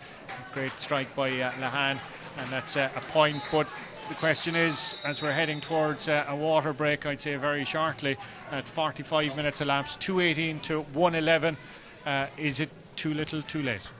I think this game is over in a column for me, to be honest with it. I think Sars have upped the ante significantly from half time. They would 1-11 at half time. They have 2-18 now. They've 1-7 scored in that third quarter. They're matching the second quarter where they scored 1-6. So that is a fantastic third quarter for them. Midland have contributed 4 points over that period. So to me, Sars have been really, really dominant, and they are certainly in the driving seat. And I don't think at the moment, I can't see Midland getting back into it. Okay, Shawnee, very quickly. Well, I suppose Paul Hockney was taken off from Midleton. You would have said before the game he was a key player. The fact that he was taken off, signifies how strong Sars have been in that area. So midfield, half-back, that's been the launch pad, and they're just incessant pressure then being delivered on the Midleton full-back line by balls going in continuously. 2 minutes to 3 o'clock on a Super Sunday of Co-op Superstores Cork Premier Senior Hurling Championship action. It's the water break here in Páirc Uí Rinn. It's water breaks, or close to water breaks around the grounds in Cork. Let's check back in with Patrick. Well, I can tell you, Bishopstown have got a goal back against Douglas. Douglas 14 points to Bishopstown's at 1-6, but Douglas have really started to sewn up that number 1 seed spot in Group A, that is. And in the other game in Group A, Glen Rovers 2-13, Newtown Shandrum 1-14. Jamie Collin with the latest score there for Newtown Shandrum. Down in Páirc Uí Chaoimh, it is the Bars 13 points, the Rockies 2-16, a 9-point lead now for the Rockies. Charleville 1-15, Aaron's Own 1-17. So Aaron's Own now hopping back over the Bars. And in the game here, we're seeing Sars beating Midleton, and now Na Piarsaigh, after being 5 points down, they hit the front against Carrytool, 13 points to 12. There's a massive turnaround in that game now, and that's the thing about it. Like, you could have Charleville back into the relegation situation, having been out of it. You have Na Piarsaigh out of it, having been in it. So it's a massive reversal there. And but I think the one thing that's probably obvious is the Sars will probably get the number 1 slot at this moment in time, and if Douglas keep it going for another 15 minutes, they'll get the number 2 slot. Okay, well, 15 minutes thereabouts remaining here in Páirc Uí Rinn and in the games across the county. But of course we have all sorts of other variables. We could have knocks, injuries, holds-ups, everything like that. So it could be another 20-25 minutes before we have a clearer picture in terms of who's progressing into the knockout phases of the Co-op Superstores Cork Premier Senior Hurling Championship. All to play for. But we're looking at the situation here and it looks to be Sarsfields very much in control unless Midleton can produce something absolutely spectacular down the home stretch. They're going to struggle very much at the moment, as it's Sars who have the game ball in their hand, coming out there with the cornerback Killian Roach, bringing in Conor O'Sullivan. Great play by him to bring in Kevin Crowley on that far side. Lovely interplay by Sars. Wonderful crossfield ball by him all the way across to pick out Daniel Hogan. Lovely little dummy by Hogan, and isn't that poetry in motion? Super crossfield ball. In fairness to Owen Murphy, brilliant ball, and great balance from Daniel as well, because I suppose with the heavy ground he'd lost his footing a bit, but off the hurley without the catch, brilliant ball over the bar. No Sars man next, or Midleton man, excuse me, next or near that one, as it was just absolute class by Sars as they stitched those passes together, and then Hogan applying a wonderful finish. Good hand gone up there by Midleton man. We'll check back on who the sub that came in there was in a few moments' time. And it was Darren Quirk is the man wearing number 27. And the score, that was Darren, by the way, replaced Paul Hockney a few moments ago, the midfielder, who had, I think, 2 points on his tally, which was an impressive performance by him. Very much the driving force for Sars in the opening exchanges. Big hand going up there by Cian Darcy, breaking it down. And eventually the hand of Aaron Myers, I think, that's in there, bringing in James Sweeney. Sweeney opens up and Sweeney pops it over. No, pops it wide on this occasion. But great play though by Myers to pick out the rangy wing forward. And the finish on that occasion by him was quite poor. Aaron Mulcahy in as well too for Sean O'Farrell. That's another substitution there on the Sars team. So Aaron Mulcahy wearing number 20. That's Daniel Hogan going across, eventually being broken down here, and it's Luke Hackett again. Hackett, a delightful chip. Oh, what a piece of skill. We said we were expecting a bit of magic and some fireworks here this afternoon. I think there's a man going home in a sliotar tonight anyway. He has the match ball. Column 3 goals from the young lad, Luke Hackett. Fantastic flick over the advancing goalkeeper. He won't be too happy with that. I'd say that'll be breaking the internet a little later when we put up that clip. That was a wonderful piece of skill by Hackett. Spotted that the goalkeeper, Brian Saunderson, had come off his line, had the composure, had the nerve to just flip it over him and into the back of the net. And surely that is game, set and match here. Cormac Bosang though trying other things though, popping it down to try and bring his corner forward into referee though, coming in there, and rightly so for that very high tackle. He was trying to bring Luke O'Farrell into it, but at that stage I think the referee had his mind made up that the damage was done, and I'm sure we're going to see a card here. If this would be black card territory anyway. It would if it was football, I suppose, but I think a lot of the cynicism has been taken out of the certainly at the inter-county level, and maybe it will probably filter down certainly on the club scene as well. Certainly the inter-county side has cleaned up, because 2 years ago we did see an awful lot of cynical tackles going on, but the new rules have certainly put an end to that, and that's probably the only real transgression, I would say, out of the Sars defence, who are very, very efficient today.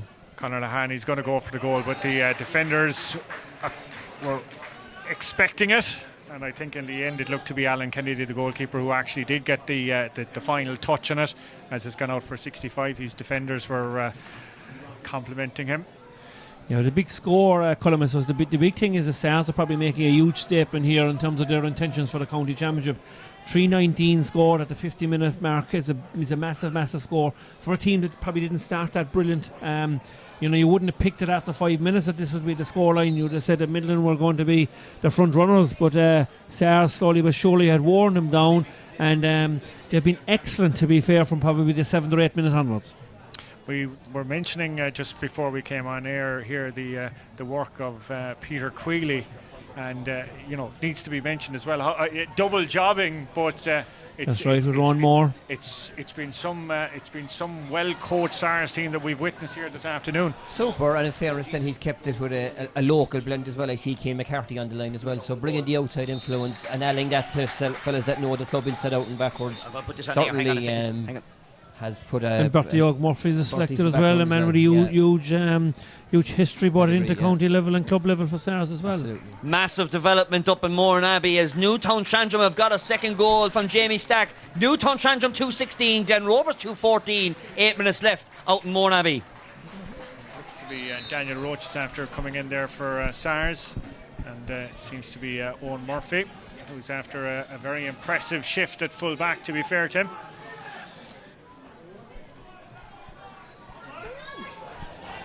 That's a big score there now in the overall context of the championship.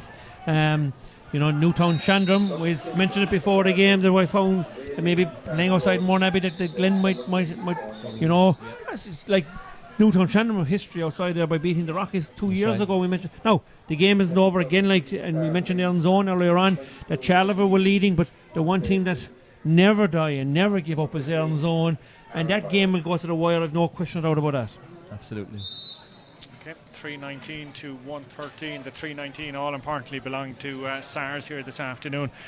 You can take it as read that they're heading directly into a semi-final on the Co-op Superstores Cork Premier Senior Hurling Championship. Will they have another goal to their tally before we hit the hour mark? We're at 52 minutes, just shy of it here this afternoon.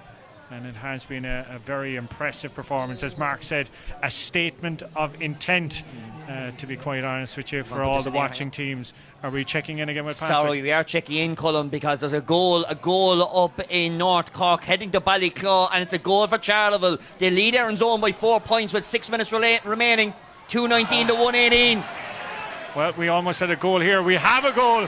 We have a goal, and what a goal it is. Eventually the finish being applied by Darren Quirk from about 25 yards out. Super save by the goalkeeper Alan Kennedy, but the ball is shot into the top corner of the net by Darren Quirk, the man wearing number 27. 2:13 to 3:19. It's I don't think it's going to make any material change as we come down the last 8 minutes, but giving Midleton some bit of hope. And the Rockies now really putting the nail in the coffin of the Bars. They've got a third goal from Michael O'Halloran. 3:19 to 14 points with 10 minutes left in Páirc Uí Rinn. You can feel the drama around the ground here. Massive scores each and every one of these now as we come down the stretch. Bit of a injury there. It looks to be Luke O'Farrell who's after going down. I wonder did the Schlitter hit him in the helmet. He's down on his haunches. Play though continuing here. Getting a bit messy there as the corner back there takes a bit of a blow. William Carney, he's back up on his feet. Referee coming in there as Daniel Roach is swallowed up as well. And Dermot Kerwin and say we'll opt to throw this one in again here and restore a small bit of order. It's been I must say, a relatively clean sporting game this evening. Played there by Kevin Crowley. And the break then at pace there by Cian Darcy, the midfielder. Ball breaks kind of kindly for him, but Sam Quirk, I think, was back there chasing him down. That's Quirk in possession there. Having a massive battle there with Killian Murphy. Eventually it's going to be a free into Midleton as there's a few little personal battles breaking out around the field as we're coming down to about 7 minutes, and Midleton fighting now for their place. The one thing I would say, Colm, is SARS are better on the day, but I think Midleton would still have a say in this championship. Like, they have had some bright sparks. Sam Quirk has played well, Cormac Bazang, Lehan at times, and Luke O'Farrell is on 1-2. They have lost their way. They lost a bit of energy at a key moment in the game, but they'll go on to 2:14 now with 6 or 7 minutes to go. It's still decent shooting, so I think they'll still have a say in the championship. Just as I said, SARS today have been absolutely electric, and I think they'd have beaten most teams if they come across them today. But would you say, Shawnee, like psychologically, just to kind of be there within 3 or 4 points as opposed to 8 points as you're heading into a quarter final? I would think so. Yeah, I would think so. And like they definitely kind of lost their way. I mean, their own midfield and their own half forward line, SARS came on top, but I still think they've been reasonably okay. And as I said, just SARS have been just so electric on the day. Midleton, to be fair, have had a bit of a purple patch in the last while. It's Cormac Bosang there, losing possession though, back out as far as Paul Leopold, or should I say Daniel Roach actually. Foul ball, and it's going to be another free coming up. Cormac Bosang standing over it, and he's going to go short himself, trying to bring in Luke. but it's gone out and gone wide.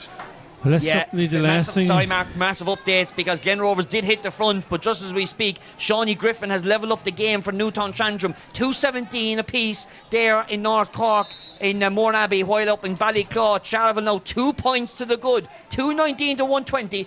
Positions are really starting to change in this Premier Senior Hurling Championship. Okay, 56 minutes gone here in Páirc Uí Rinn, and it's big Aaron Myers. He's been a star man for SARS this afternoon from play and from free, and the referee again. Yeah, to be fair, I suppose the cornerback did give him a flick of the hurley, I think, and he is down and he is hurt. I would suspect Aaron Myers as well, like, you know. So, but I just going back to Patrick there and the fact that the game between the Glen and the Newtown is a draw. A draw will do the Glen to get through to the quarter final. Yep. That is the big thing, like, you know. So. Sorry, you know, Mark, I'm going to cut in because in Group C now, because the Rockies are beating the Bars and Charlotte beating Erin's Own, it's now down because the draw was head to head between the Bars and Erin's Own. Scoring the Bars difference. are being beaten by 13 points. They're now 0 as we speak, while Erin's Own are losing by 3. They're -1. So scoring and conceding are really in the melting pot in Group C. Well, in fairness, Patrick, we had mentioned it all before the game that it was come down to the last couple of minutes in this championship, and you're quite right to point out to the viewers at home that's the narrow margins that are involved in this championship. And you know, you think you're true and home and hose, but every score counts. And now Erin's Own have brought that down to 1, so now they're down to 0 on points differential. Now we're going to step number 3. I know there's a long way to go. We've 5 minutes left and all 6 minutes left in games around the county, but we're heading for points 4, so we're heading really down the ladder under general rule 6-3-1. I'm glad that you're on that roll today, to be quite honest. I think I've got the easier position here. Rex, I think there's two lads alongside me. And Erin's Own have just levelled up the game in the final minute of normal time. Well, Patrick, you obviously have a lot of time in your hands to be able to read up on the rules. We're still waiting on the treatment here, and Aaron Myers is back up on his feet. Liam Healy is standing over this free. Was a starman last year, I think, when the sides played. He scored 1-7, but on the bench here this afternoon. But he's after getting. It also emphasises the strength of the bench. Like, and I'm looking down at Daniel Roach, Paul Leopold, and Liam Healy. Ben Nodwell, another man that played last year just after coming on as well there. Yeah. They have a really strong panel of players, SARS, and they're quality outfit. Sorry, Mark, can I just point out as well, because now Erin's Own have levelled the game, they actually now supersede the Rockies, despite the Rockies winning down in the park in their head-to-head. So that's how much this has changed. In 3 minutes, Erin's Own were heading home. Now they're heading to the top of the group. Absolutely unbelievable. We promised you a Super Sunday. We've delivered it in spades, not just here in Páirc Uí Rinn, but across the grounds. And don't forget, stay with us for the next half an hour or so, because we will be getting reaction to all these results as they come in. We'll be doing the tallies, and we'll be working out who's going up, who's going down, who's going home. All of that drama to come after the final whistle blows here in Páirc Uí Rinn, and we tally the figures across the ground. That's Daniel Carney. Plenty of green space in front of him. Still Carney, he's going to go himself from distance from just inside 60 yards, and Daniel Carney, the midfielder, I don't know if you picked it up on the microphone there, that was Shawnee McGrath complimenting him on a great score, and that it was, and it's pushed it out to 321, 2 goals and 14 points with 59 minutes, and that was his 5th score of the afternoon.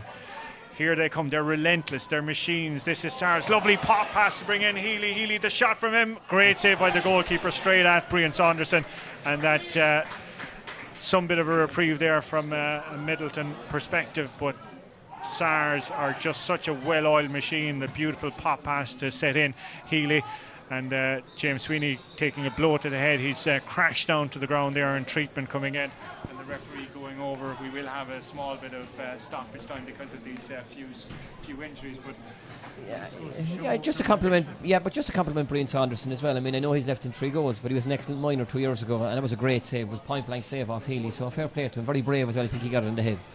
And I think, to be fair, he had no chance really. Not a chance. No, he's had a good game. Sweeney still receiving treatment there. Linesman coming into the referee there to maybe tell him the what ifs, buts and maybes of the tackle that resulted in Healy going to ground, and should I say, Sweeney going to ground. Another substitute coming in here. It's Patrick O'Driscoll for Sars, and it is going to be the aforementioned goal scorer, James Sweeney, who's making way after that blow there to the side of the head. Back with a Midleton free. Going route one in there. Luke O'Farrell going up for it. Two defenders going up as well alongside him. Keane Roach, I think, is one of those. Killian Roach. Eventually on as far as Kevin Crowley. Crowley pumping it down as far as Patrick O'Driscoll. Breaks away from him. Cormac Bosan. 65 yards out. Still Bosan being held up there by the defender, and that's going to be a free end to Midleton as the game is kind of petering out here. The fans starting to leave here. Well, there's no point leaving the Irish Examiner because it's really starting to hot up. Glen Rovers went 3 clear, but Jamie Collin has clawed one back, 220 to 218 in favour of Glen Rovers, while Erin's Own went a point down, a free from Darragh Fitzgibbon, but Erin's Own have levelled the game again in the third minute of injury time in Ballyclaw. It's Erin's Own 123, Charleville 220. The calculators are now starting to come out. The abacus is smoking here alongside me, and really the fun is only just beginning because we are waiting on confirmed full times from all of these games. So at the moment everything's still very much up in the air in terms of all these calculations. And there is the first full time of the afternoon, and it sees Sars 3 goals and 21.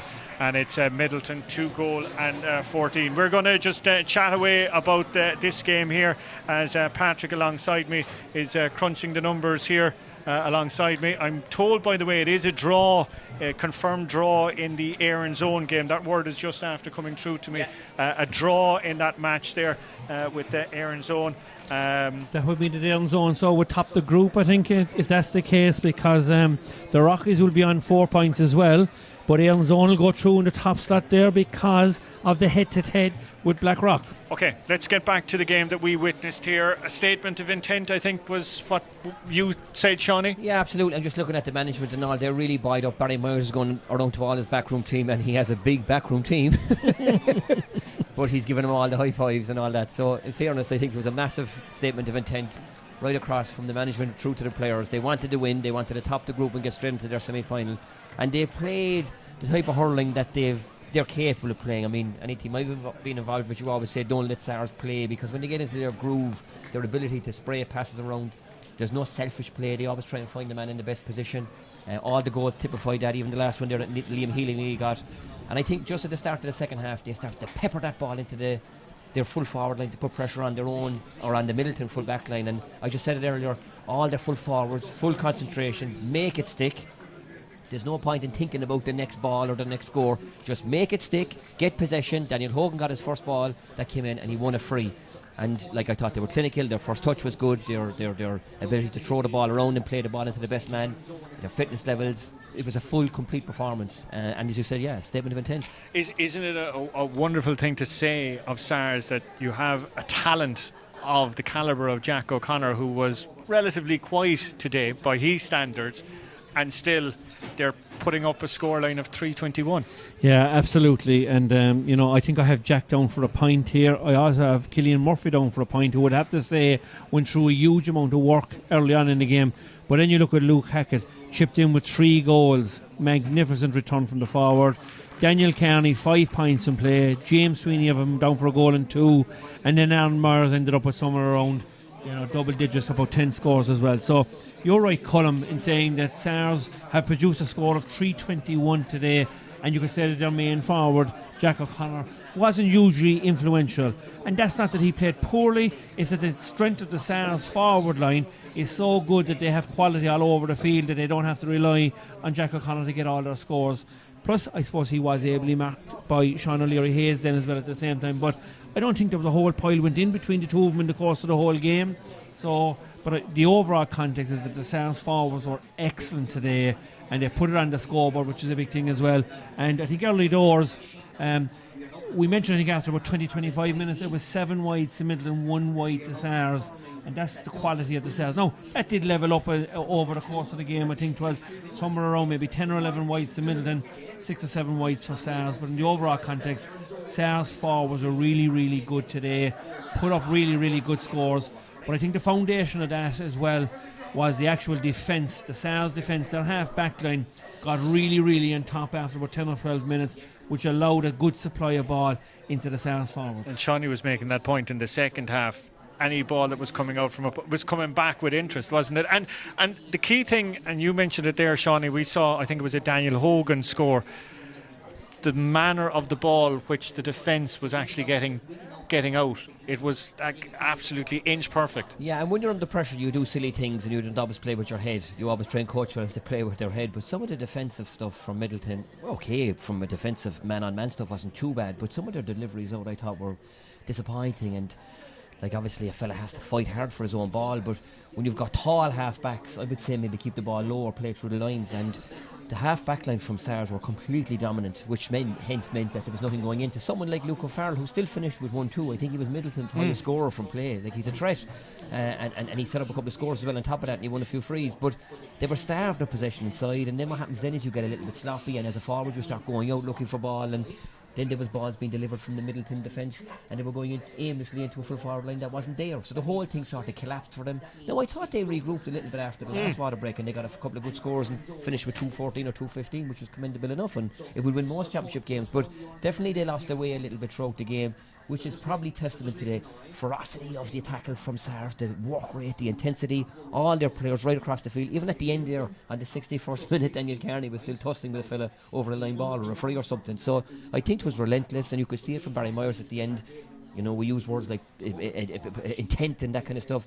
They're out to win a county. It's very, very obvious. The backroom team that Barry has assembled, as I said earlier, a mix of the Peter Queeleys, who's outside the county. Well, actually, Peter played championship with Sars. I played against Peter in 98. Didn't he play with Sars in 98? So he does know the club.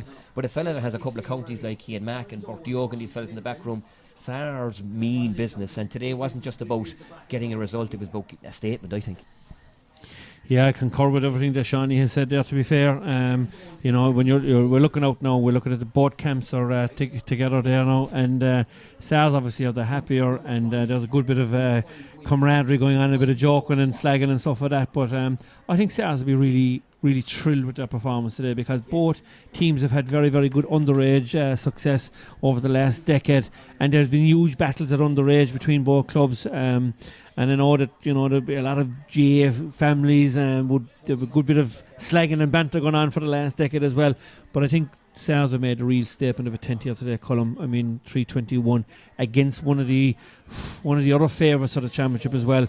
I don't think anybody could have seen the manner of the gap between the scorelines today, and to me it was the Sars forwards that stepped up to the plate. And I suppose Midleton would have been coming into the game with the likes of the Conor Lahans and the Luke O'Farrells, Sam Quirk, you know, three kind of, you know, inter-county players to a certain degree involved in their team, and they would have been looking to the three of them to carry the day for Midleton. But you'd have to give credit to Sars. I think their defence was magnificent as well. And you know, Craig Lee, I can remember there's a few of those lads playing, Conor O'Sullivan and young Daniel William Carney, the twin brother of Dan. Geez, they're around a long time now, the three of them, like, you know, and they were involved in the first Sars county winning team, and Cian Mack is a selector on the line. He was taking the frees back then. I think they were about 19 years of age when they won their first county. So they've given magnificent service to Sars, and it's fantastic to see. But Conor O'Sullivan, William Carney, they're two cornerbacks there today, and they've given tremendous service to Sars. And as we pointed out, the calibre of lads they were bringing in off the bench as well. There, you know, we mentioned the likes of Liam Healy, who played through the results last year when the sides scored 1-7, and to think 12 months later he gets about 5 minutes today. We have to talk about Midleton though. Not the end of the world. No, absolutely not. I mean, they started well, and they found their way maybe from the last water break to the finish, but it was just in that between the 15th and the 30th minute, and straight after half time from minute 30 to 45, that, you know, 15 and 15, that 30-minute spell, like, they came out after half time and they got a great score, but then they just faded away. And I suppose, look, we had mentioned earlier throughout the commentary, I suppose, the influence that the likes of Danny Carney was going to have for Sars, and Like, I still think that Conor Lehan did some good things, but they expect so much, they demand so much, and I suppose, they don't have a free-flowing attack like Sars do, so they expect Conor to get 4 or 5 from play almost every day and to get a couple of frees, and his free taking was a bit dubious as well today, so when he wasn't giving a massive return, it was always going to put him under savage pressure. Okay. There's a man eager here, Cullum, looking for draw knockout sheets there in front there. He's looking to get going. Let's go through the results of the day as we have them here to hand this afternoon. It is Glen Rovers 220, Newtown Shandrum 219, and Douglas have defeated Bishopstown 20 points to 110. So let's start bringing up some groups as we bring them up, and we'll start with Group A, and it is Douglas who will be topping Group A this afternoon with 6 points to their name and a good differential of plus 26 points. Glen Rovers are the second team to qualify by a solitary point. They got out of jail against Newtown Shandrum late on and got away with the victory. Turning your attentions to Group B, Na Piarsaigh have defeated Carrytool and they avoid the trapdoor, so Carrytool go into the relegation game, and as we've seen here on the Irish Examiner, Sarsfields have defeated Midleton, so is Sars, who are the pole position. They go into the bye seed, into seed number 1. Into Group C we go, and this has been one of the most tumultuous groups we've seen over the 2 seasons of the Senior Hurling and Senior Football Championships, but we can confirm it is Erin's Own who have topped the group after drawing with Charleville 123 to 220 this afternoon in Ballyclaw. And in the other game, as we've been talking about, the Rockies have scored 3 goals against the Bars, 322 to 21 points. What does that all mean? Well, this is the knockout championship draw for 2021. We can tell you in the quarterfinals, top quarter-final, it is Erin's Own versus Midleton in the top quarter-final, and the winner taking on Sarsfields. So it's an all East Cork line to the top half of the draw, and the bottom half of the draw go the 3 city sides. Quarter-final B is Douglas versus Blackrock, a repeat of last year's quarter-final down in Páirc Uí Chaoimh, and the bottom quarter-final will see Glen Rovers versus the divisional winner in Imokilly, a repeat of the 2019 county final here in Páirc Uí Chaoimh. That is the Premier Senior Hurling Championship knockout stages draw for 2021. Okay, Patrick, you promised and you delivered an epic performance, so I think a little round of applause there for Patrick if you're watching at home there. Will we have to go to Stokes Kennedy Crowley now for confirmation, or are we happy enough that no, so we are happy. Obviously what happened in the draw was actually Blackrock should have faced Erin's Own, but because of the format of the draw they swapped around, and that meant now it's an East Cork top half and it's the division and colleges taking on the city bottom half. Okay, absolutely incredible there. So we have all the numbers there in front of us. Mark, do you want to lead us off there with given the East Cork side? Yeah, it's there's one other East Cork team that might have a say in this championship, and they're thrown in at the bottom of the group there with all the city clubs, and that is Imokilly. So you've Imokilly and the Glen in one quarter final, Blackrock and Douglas. We covered that game last year. That was probably for me one of the best games of the season. The first half in that game, Colm, was probably the best hurling I've seen in a long time at club level. So that is a real juicy quarter final there. And then obviously Erin's Own and Midleton. I think it's these teams again have huge tradition, huge history between the two of them as well. So that is a massive quarter final, and obviously the winners then to go on to play Stars in the semi final. I'm not 100% certain, but if Midleton win that quarter final, the fact that they've played them, I don't know that the rules state whether they have to. I think it says that they have to avoid each other at all possible. So whether that's a straight semi-final or not, I'm not 100% certain. If Midleton happen to beat Erin's Own in the quarter final, I think there is something in the rules that says that at all possible repeat championship matches are to be avoided, I think is what the word is. So, but in the overall context, we've had a massive hour and a half, topsy-turvy, and obviously to mention, I think it's Carrytool and Bishopstown, would I be right in saying they're the 2 teams that are going to be in the relegation final, because Charleville drew, am I right in saying that? Did they draw with Erin's Own? So that means that those 2 teams have no 0 points scored. So, Bishopstown drew, didn't they, in the first round? It's actually Carrytool and Charleville, Mark, because Charleville got a draw against Erin's Own. Their points differential is much inferior than Bishopstown, so it's a Carrytool, Charleville good man. Okay. relegation. Right, okay. So that confirms that, okay. That's, that'll tell you there now, doesn't it? We'll bring Shawnee in there on the other side of it. So I suppose let's get the Glen Rovers viewpoint, opinion, thoughts. Look, and we had said it before the game, that the game in Mournabbey against Newtown was always going to be a massive banana skin. Not because the Glen are poles away and much, much better than Newtown. We played them here in Championship. I was a selector the same night in the rain, and Paddy Cunningham got a goal late on. Newtown have incredible tradition, and as Mark had said, when they're in grounds like Mournabbey, they completely rise to the occasion, none more so than a couple of years ago against Blackrock. And our lads were very, very worried. I was down to feel a good bit during the week with our own intermediates, and they trained hard, and they had a couple of meetings, and they trained again yesterday. It was always going to be a really, really hard game. And look, the reality as well is I don't think that Glen, even though 220 is good shooting, I must have a look and see who got all the scores, but today it haven't been shooting the lights out.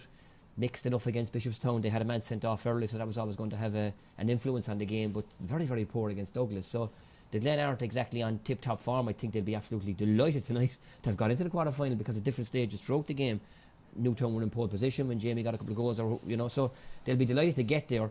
But it'll be a massive tie against Imo-Kelly. Imo-Kelly haven't really been fully tested, I suppose, to date. They made easy work of who they've played so far. Well, you know what? I spoke to a few fellas earlier in the season, because championships are well advanced in other counties. They felt that UCC would have been a threat, so they beat a good UCC team. We had mentioned the whole debacle and the whole thing that went down with the Shandoon setup in championship that morning, which is wrong. But I think Imo-Kelly will have an awful lot to say in this championship. It will be a huge, huge tie, and the Glen will be under pressure to get a victory there. In the other game, I think Mark is right. Douglas Blackrock. Douglas are very impressive. Shane Brick is playing a brilliant brand of hurling. He's moving the ball excellently. They're a team that play through the lines. Desperate, patient. They made the Glen look very, very ordinary. And I actually disagreed with Mark. I wasn't asked, but I disagreed. I thought the Bars would beat Blackrock. So that'll show that they're starting to come. They got their groove back. Connolly hadn't been playing that well. I don't think he'd been scoring heavily from play. It sounds like he got a couple of goals today, or played well anyway. So Blackrock are back in their groove. That'll be mouth-watering. And, I think Midleton, and they're still talking. Ben still has them inside in the dugout there. I think at this stage Midleton will be hurting after it, and Ben will be worried now that it'll affect morale. And with Aaron's Zone going well and getting good results so far, you would say the impetus might be with them. So it'll definitely be 3 brilliant quarter-final games now. And the funny thing is that maybe the fact that Midleton have got Aaron's Zone, another East Cork team, in the draw column, that actually adds a bit of spice now going home tonight. Like, they knew they were going to be in a quarter-final coming into the game today. The question is whether they could get straight into the semi-final or not. So it's an East Cork derby now, and that is actually something to really look forward to, I would say, from a Midleton perspective. Tomás O'Shea spoke in the past about dirty petrol for a team. Is there a sense that Blackrock are after getting that dirty petrol out of the system? Yeah, I think for me, they were great champions last year. I thought they won a magnificent championship. They played fantastic against Douglas in the quarter-final. They went to extra time against a really star-studded UCC team, and we probably witnessed one of the best county finals in the county against Glen Rovers, which went to extra time as well. And even Blackrock late in the game looked like they had an unassailable lead, and the Glen brought it back to a score at the very end, to a 1-score game. So I think that the Rockies, they didn't have all their players, because a good few of them had stepped up into county as well during the course of the year. But since Cork have been beaten, as was in the All-Ireland final, they have their panel of players back together, and I think that does make a difference in terms of getting the heads right, and I suppose looking at what are we trying to achieve this year. I think any team that wins a county championship always want to try and put a back-to-back championship together, and that's really what I think the Blackrock what they have done this year now. And the dirty petrol, you're probably right. I won't say they were caught against the Zone. They weren't. They were beaten on the night by a better team. But Blackrock showed at stages during that game that they were like they were last year. But Aaron's Zone wore them down. But I think that it was put up to them against Charleville, going out to Glentown to play in the second round. That was put up to them. And I said before the game, I think the Bars would have been fretting today, because they had one step in the quarterfinal. And of all the teams, that will be really disappointed with their season, I think the Bars will be disgusted at the result of the fact that they're not in the quarter-final, particularly when Ronan Curran had come back into the fold and they had really made a huge statement in the first round against Charleville. But they've only themselves, I think, to blame, Colin, insofar that they should have closed out the game against Aaron's Zone in the second round, and now they ended up coming in against the wounded Blackrock team. To be fair to them, were great county champions last year, and I think they will have a major say in the championship. As we said, Bars probably the highest profile omission, but looking at that list, would that roughly have been the selection you would have made at the start of the season? Yeah, I wouldn't disagree with you, Colin. And I a lot of people have asked me who's going to win the senior championship. I would still have said, Colin, that this is probably the most wide open championship that we've seen for a long, long time in the county. Which is a great complaint. Absolutely, because you go down to Waterford as Ballygunner, you go up to Limerick, it's the Piershig. You go around the counties, like 6 Mile Bridge are going for their third county, and you have Ballyhale Shamrocks above, and Kilkenny, Kilmacoola above in Dublin. So, when you look at that situation, it's great that Cork's championship is wide open in terms of who could win it this year. Surprised you didn't mention Kilmoyley in there. Right. No, we have more action coming up in about 25 minutes time. The Senior A games are getting underway at 4 o'clock, and we also had Premier Intermediate action too last night, so maybe you'll have a chat through some of that for us there, Patrick. Yeah, absolutely, and the Senior A Championship is very, very intriguing indeed. And let's have a look at the group stages as they stand currently, because there's 6 games all throwing in at 4 o'clock in the Senior A Hurling Championship. We'll start off with Group A, where Bandon take on Blarney out in Ballyanley. It will be Brian Murphy of Carrytool who will be refereeing this one, while Kanturk take on Fermoy. So Kanturk will be looking to try and seal a possible opportunity maybe of getting a semi-final spot, as will Blarney. So it's all very much in the melting pot there for Group A. For Fermoy, it's really now or never for them if they need to qualify to the group or to the knockout stages of the Senior A Hurling Championship. Turning your attentions to Group B then, well, you've that bit of a North Cork derby between Bride Rovers and Mallow, and Bride Rovers have been the team going all guns this year, 2 out of 2 in their opening 2 games over Ballyhay and Ballymartle, and then the aforementioned 2 there will be going for a possible second spot if Bride Rovers can get over Mallow, all to be revealed over the next 2 hours or so.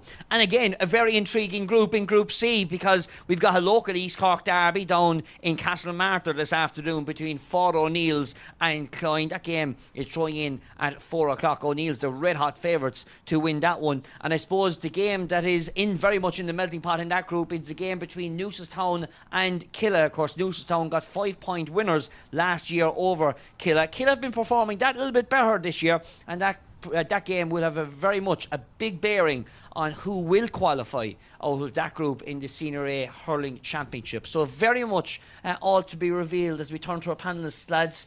An interesting 6 games there over the next 2 hours or so. Yeah, and a lot of Cork players on view as well. I mean, you look at Blarney, say, with Padraig Power and Shane Barrett, Mark Coleman. Top class players, probably still seeding a bit after the All-Ireland defeat. And Padraig Power is a very exciting player. He was a brilliant Cork under-20. For me, he's a fella now that Cork could be looking at.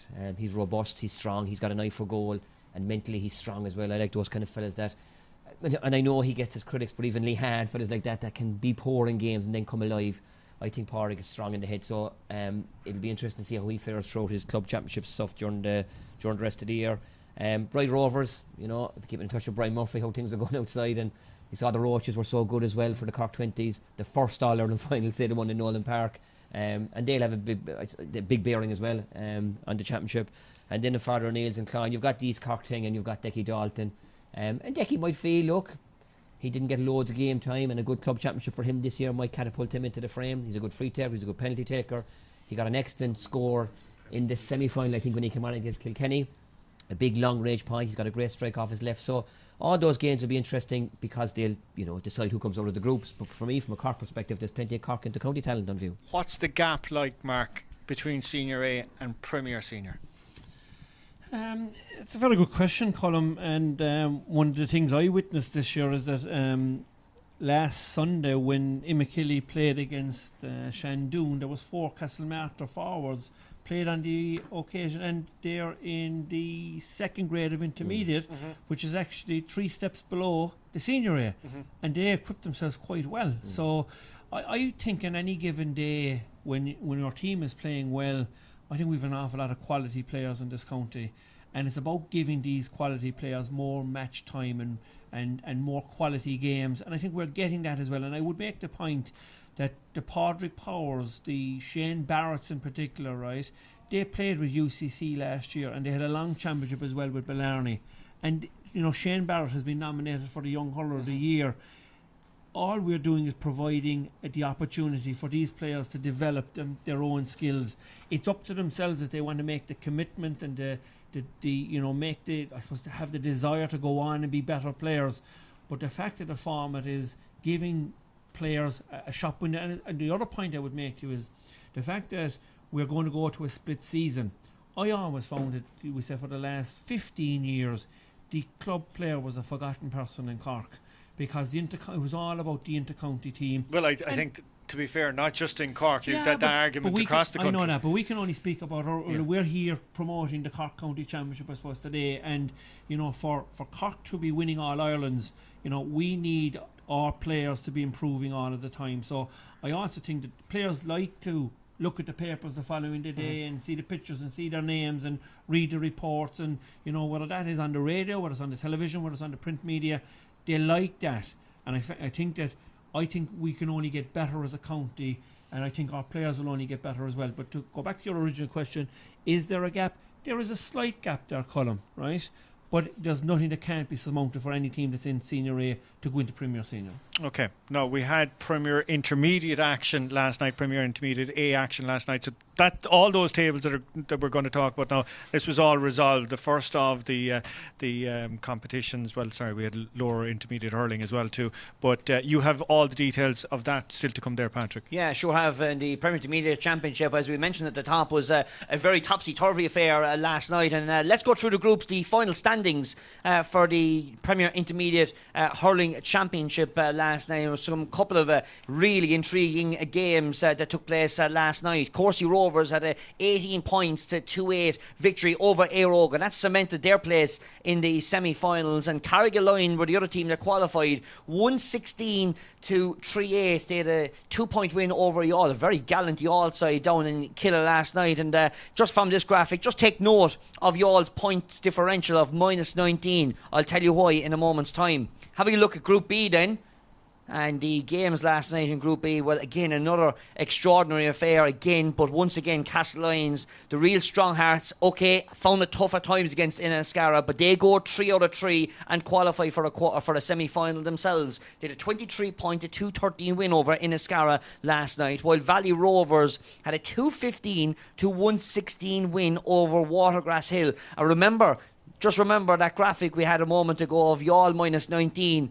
Well, look at the graphic now as Watergrass Hill with minus 20. That 1 point difference saved Youghal and knocked Watergrass Hill into the trapdoor final. And in Group C, to confirm our placings in the Premier Intermediate Hurling Championship, it was Kilworth with 2 wins and a draw against Ballincollig earlier in the championship. Well, Kilworth solidified their top place in Group C last night with a 212 to 17 point win over Ballinhassig last night, while Ballincollig 218 to 1-9 victory over Ahada, and that knocked Ahada down into the trapdoor final. So it's Ahada versus Watergrass Hill in the knockout, the relegation game, of course, to see who will go down into the Intermediate A Championship for 2022. So that is the group stages for the 2022 championship, or 2021 championship, I should say, and plenty of knockout games to come over the coming weeks. Okay, well, lads, Castleines, of course, in the final last year. I presume you'll have them there or thereabouts again.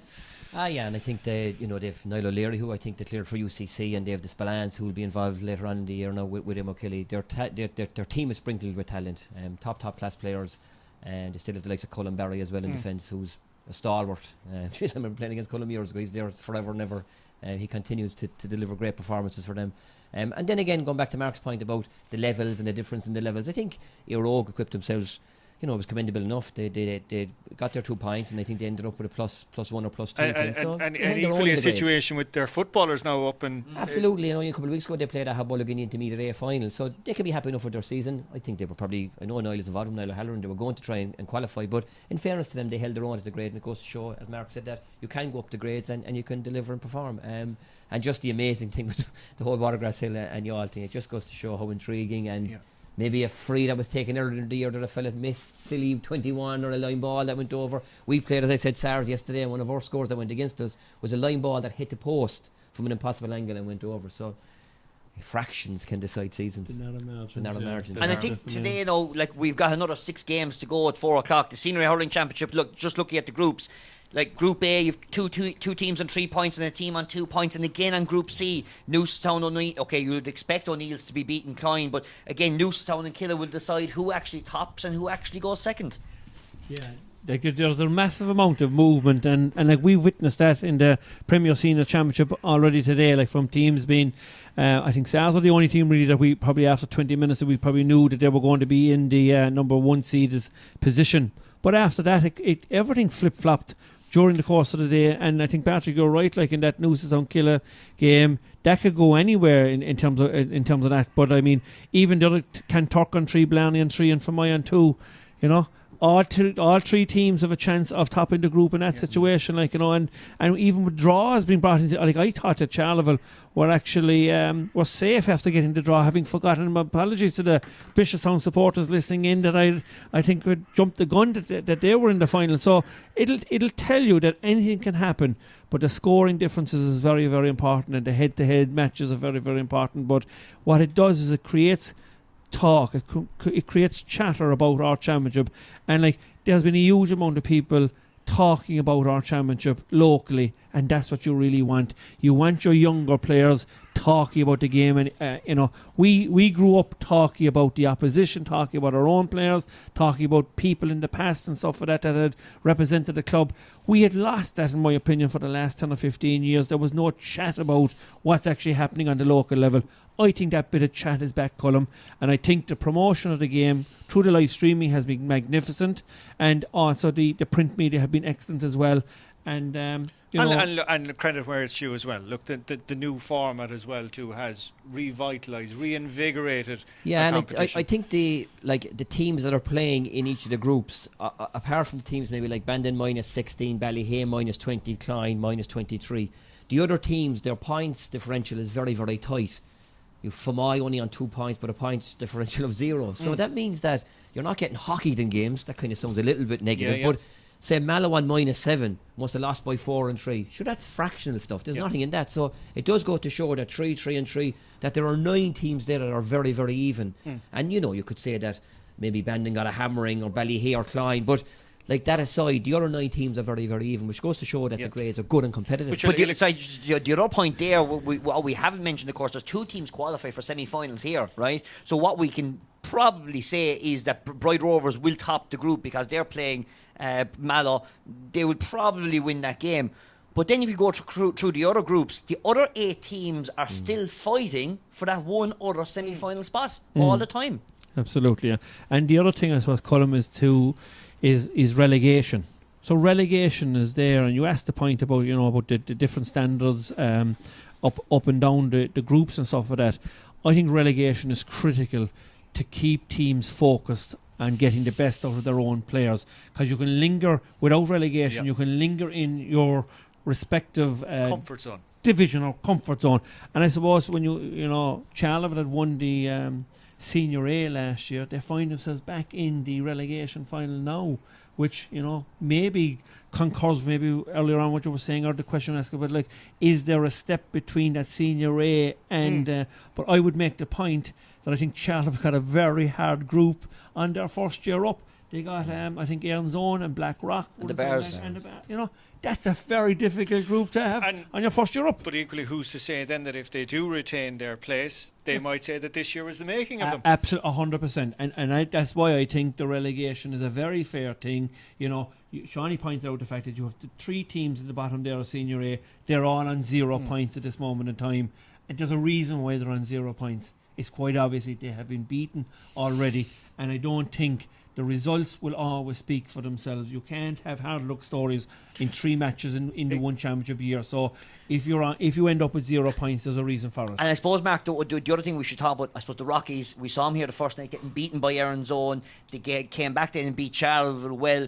And like it looks like they've given the Bears a good trimming down below in the park, Shawnee. So it seems to be that the Rockies might be a bit of the form team going into the knockout stages. Yeah, they've definitely got their groove back. And I always, well, not always, but like would look at forwards. My instinct would be to look at the forwards. If it wasn't at a game, I'd look at the scoring returns from the forwards. And, you know, fellas like Halloran, Connolly, Robbie Cotter hadn't been scoring terribly heavily in the games to date. Obviously, they got a big score today and they got their groove back. So, look, at the end of the day, today's game was decided by 3 goals from Young Hackett, big scores from Danny Carney. So, players have to get scores on the board. So it's obvious if the key players are back in that scoring groove, you have a good chance of winning, and that's obviously what happened today. Blackrock have got their groove back. If a major bookmaking firm rang you, Mark, and said, install a favourite for the Cork Senior Hurling Championship, your reply would be... ring someone else, ring Patrick Mulcahy. He'd have all the stats here. I suppose you would have to say I think SARS will be favourites this evening. I think going away from this match. I hadn't seen him. I saw him at 20 minutes actually in the league final against Midleton. I know Midleton won that game, but when I looked at the SARS team, they were only a shadow of the potential team that we're going to have. So I felt that SARS would beat Midleton today, and I think I said that before the game. I still think SARS are probably favourites in my opinion, but I think Blackrock will be hot on their tails behind them.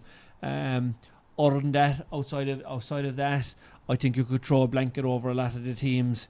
Imekilly are probably... I was going to say, you're going to put Imekilly third. Imekilly the dark horse of the championship now, right? Yeah. Because they were favourites at the start of the year, but they had drifted out, I suppose, in terms of people like Colm Spillane hasn't played for Imekilly this year. Bill Cooper has been injured. Michael Russell has been injured. Heston wasn't involved with Imekilly against Shandoon. Nemo Rangers, I think, insisted he didn't play in the match, which I found startling, with Imekilly having won 3 counties already in the last 4 years. So I think Imekilly, if they had their players back, they would be a force to be reckoned in this championship. They're definitely the dark horses in the championship as far as I'm concerned. But for me, SARS have been the number 1 slot, and I think Blackrock will be second favourites. Okay, Shawnee, would you go with that? I would. Another dark horse just to throw them in, I think it will be Douglas. Obviously, seeing them against the Glen, they were absolutely outstanding. Looking at their attack between the Cadigans and Turnbull, Kingston, when they get into their groove, you talk about teams getting back into their groove. Rockies are back, obviously. I think if similar to SARS, if Douglas are allowed play on any given team, the way they move the ball and the way they're coached and the quality they have with sprinkling of intercounty stuff, they're a match for anyone. So I throw them into the hat, in the sort of, on the outside kind of, Patrick, you're the odds maker. What prices are you giving us? Well, look, I don't know about odds making, but look, I think SARS, as Mark has said, Colm, SARS undoubtedly red hot favourites because they have that boy now into the semi-final. And looking at the bottom half of the draw, the Glen and Imekilly, I think it's fair to say, Sean, you would be red hot favourites against the Glen. And for Douglas and Blackrock, Mark, I don't know, how would you get that? It's going to be a close game one way or the other because Douglas have shown great form this year. No, obviously they got over Bishopstown by 7 points, if memory serves me right, but that'll be a small kick up the arse just to get them going for the quarter final again. Yeah, well, like last year's game was a magnificent game. We were lucky enough to be live streaming it, and I suppose like the COVID, here's the funny thing, is the COVID has actually been a huge help as well to people at home watching the championship matches. So I look, that's a very, very close one, Patrick, and I think we're going to have 2 different styles of play, simply because I think Blackrock are a very, very physical team. They're actually the biggest team I think left in the championship are Blackrock physically. The conditions are going to get slightly heavier now. We're extremely lucky that Páirc Uí Chaoimh is a magnificent pitch. To me, where that match is on could be a very, very important factor, right? It's either going to be Páirc Uí Ring or Páirc Uí Chaoimh. Douglas, then, on the other hand, are real lively. Their forwards are at top of the ground, and Páirc Uí Chaoimh, I think, will suit them as well. So that is an extremely hard game to call. Like Douglas went away from that game last year really, really disappointed. The question is, 12 months later, can they come back with that bit between their teeth? We've certainly seen it. But has that been a perennial question of Douglas? I think it is thrown at them, I would say, and maybe sometimes in the wrong, because they have been dealing with a dual scenario for the last probably decade. They're equally probably as proficient, or whatever you want to call it. Their club would say we have an equal chance of winning football or hurling in any given year, and this year I think they have only about 2 players playing football and hurling. That's a big help to Douglas, that the players are allowed to concentrate on just hurling only. So, if they'll bring that forward, they really, really were very good last year against Blackrock, and Blackrock went on to win a great county championship. So, that is too close to call. An injury here or a suspension for some reason, Or as you said, just the surface. Just the surface could also have a bearing on that outcome. Yeah, and I think just to throw in the factor of it now, of fixtures, and when you're putting into your name where they go and be played, you're probably looking at the Glen and Nimekilly. I'm not putting words in anybody's mouths now here, but you're probably going to be playing the three of them in Páirc Queeve. Glen and Nimekilly will be the last one because it's the division, so that'll be Sunday late afternoon. And then the other two, one will be Saturday night, one will be Sunday afternoon, whichever way you want to go. So 2 o'clock and maybe 7:30 throw in. So what an appetising encounter in 2 weeks' time we have for 3 quarter-finals of the Premier Senior Championship. Okay, well, listen, if that next course is anything as delicious as what we've had today, then I'll have a double, please. We're going to have to leave our coverage this afternoon, an epic afternoon of coverage here in Páirc Uí Rinn and across all the grounds. A huge thanks to everyone involved in the production. Huge thanks to our co-commentary team, Sean and Mark here alongside me. Patrick, you got a gold star and an apple, I think, for your efforts, because I'll take the orange, Lou, fine, thanks. that is an incredible body of work, updating all the tables and everything like that. So well done to you, to the two Johnnies up here in camera and on sound here as well, and to Larry and Stephen, Raf and Kieran and everyone back at base for putting it all together. It has been an epic afternoon of Co-op Superstores Championship action. We're back. Patrick is back here tomorrow night. You're on minor duty tomorrow night, the Premier Minor 1 final, and then Glen Rovers and Bride Rovers, so the Glen are back in show tomorrow. Exactly, and I can see Shawnee already smiling there in the background. And next weekend we'll be back to do it all over again, but this time for the big ball, for the football. And as I said, hopefully we'll have more of the same drama and excitement across the various groups. So that's where we're going to have to leave it today. Thank you so much to everyone involved in production, the lads here, the lads back at base, and also thank you at home for your company throughout the course of the afternoon. Hopefully we will be talking in the very, very near future, and hopefully you enjoyed our broadcast today.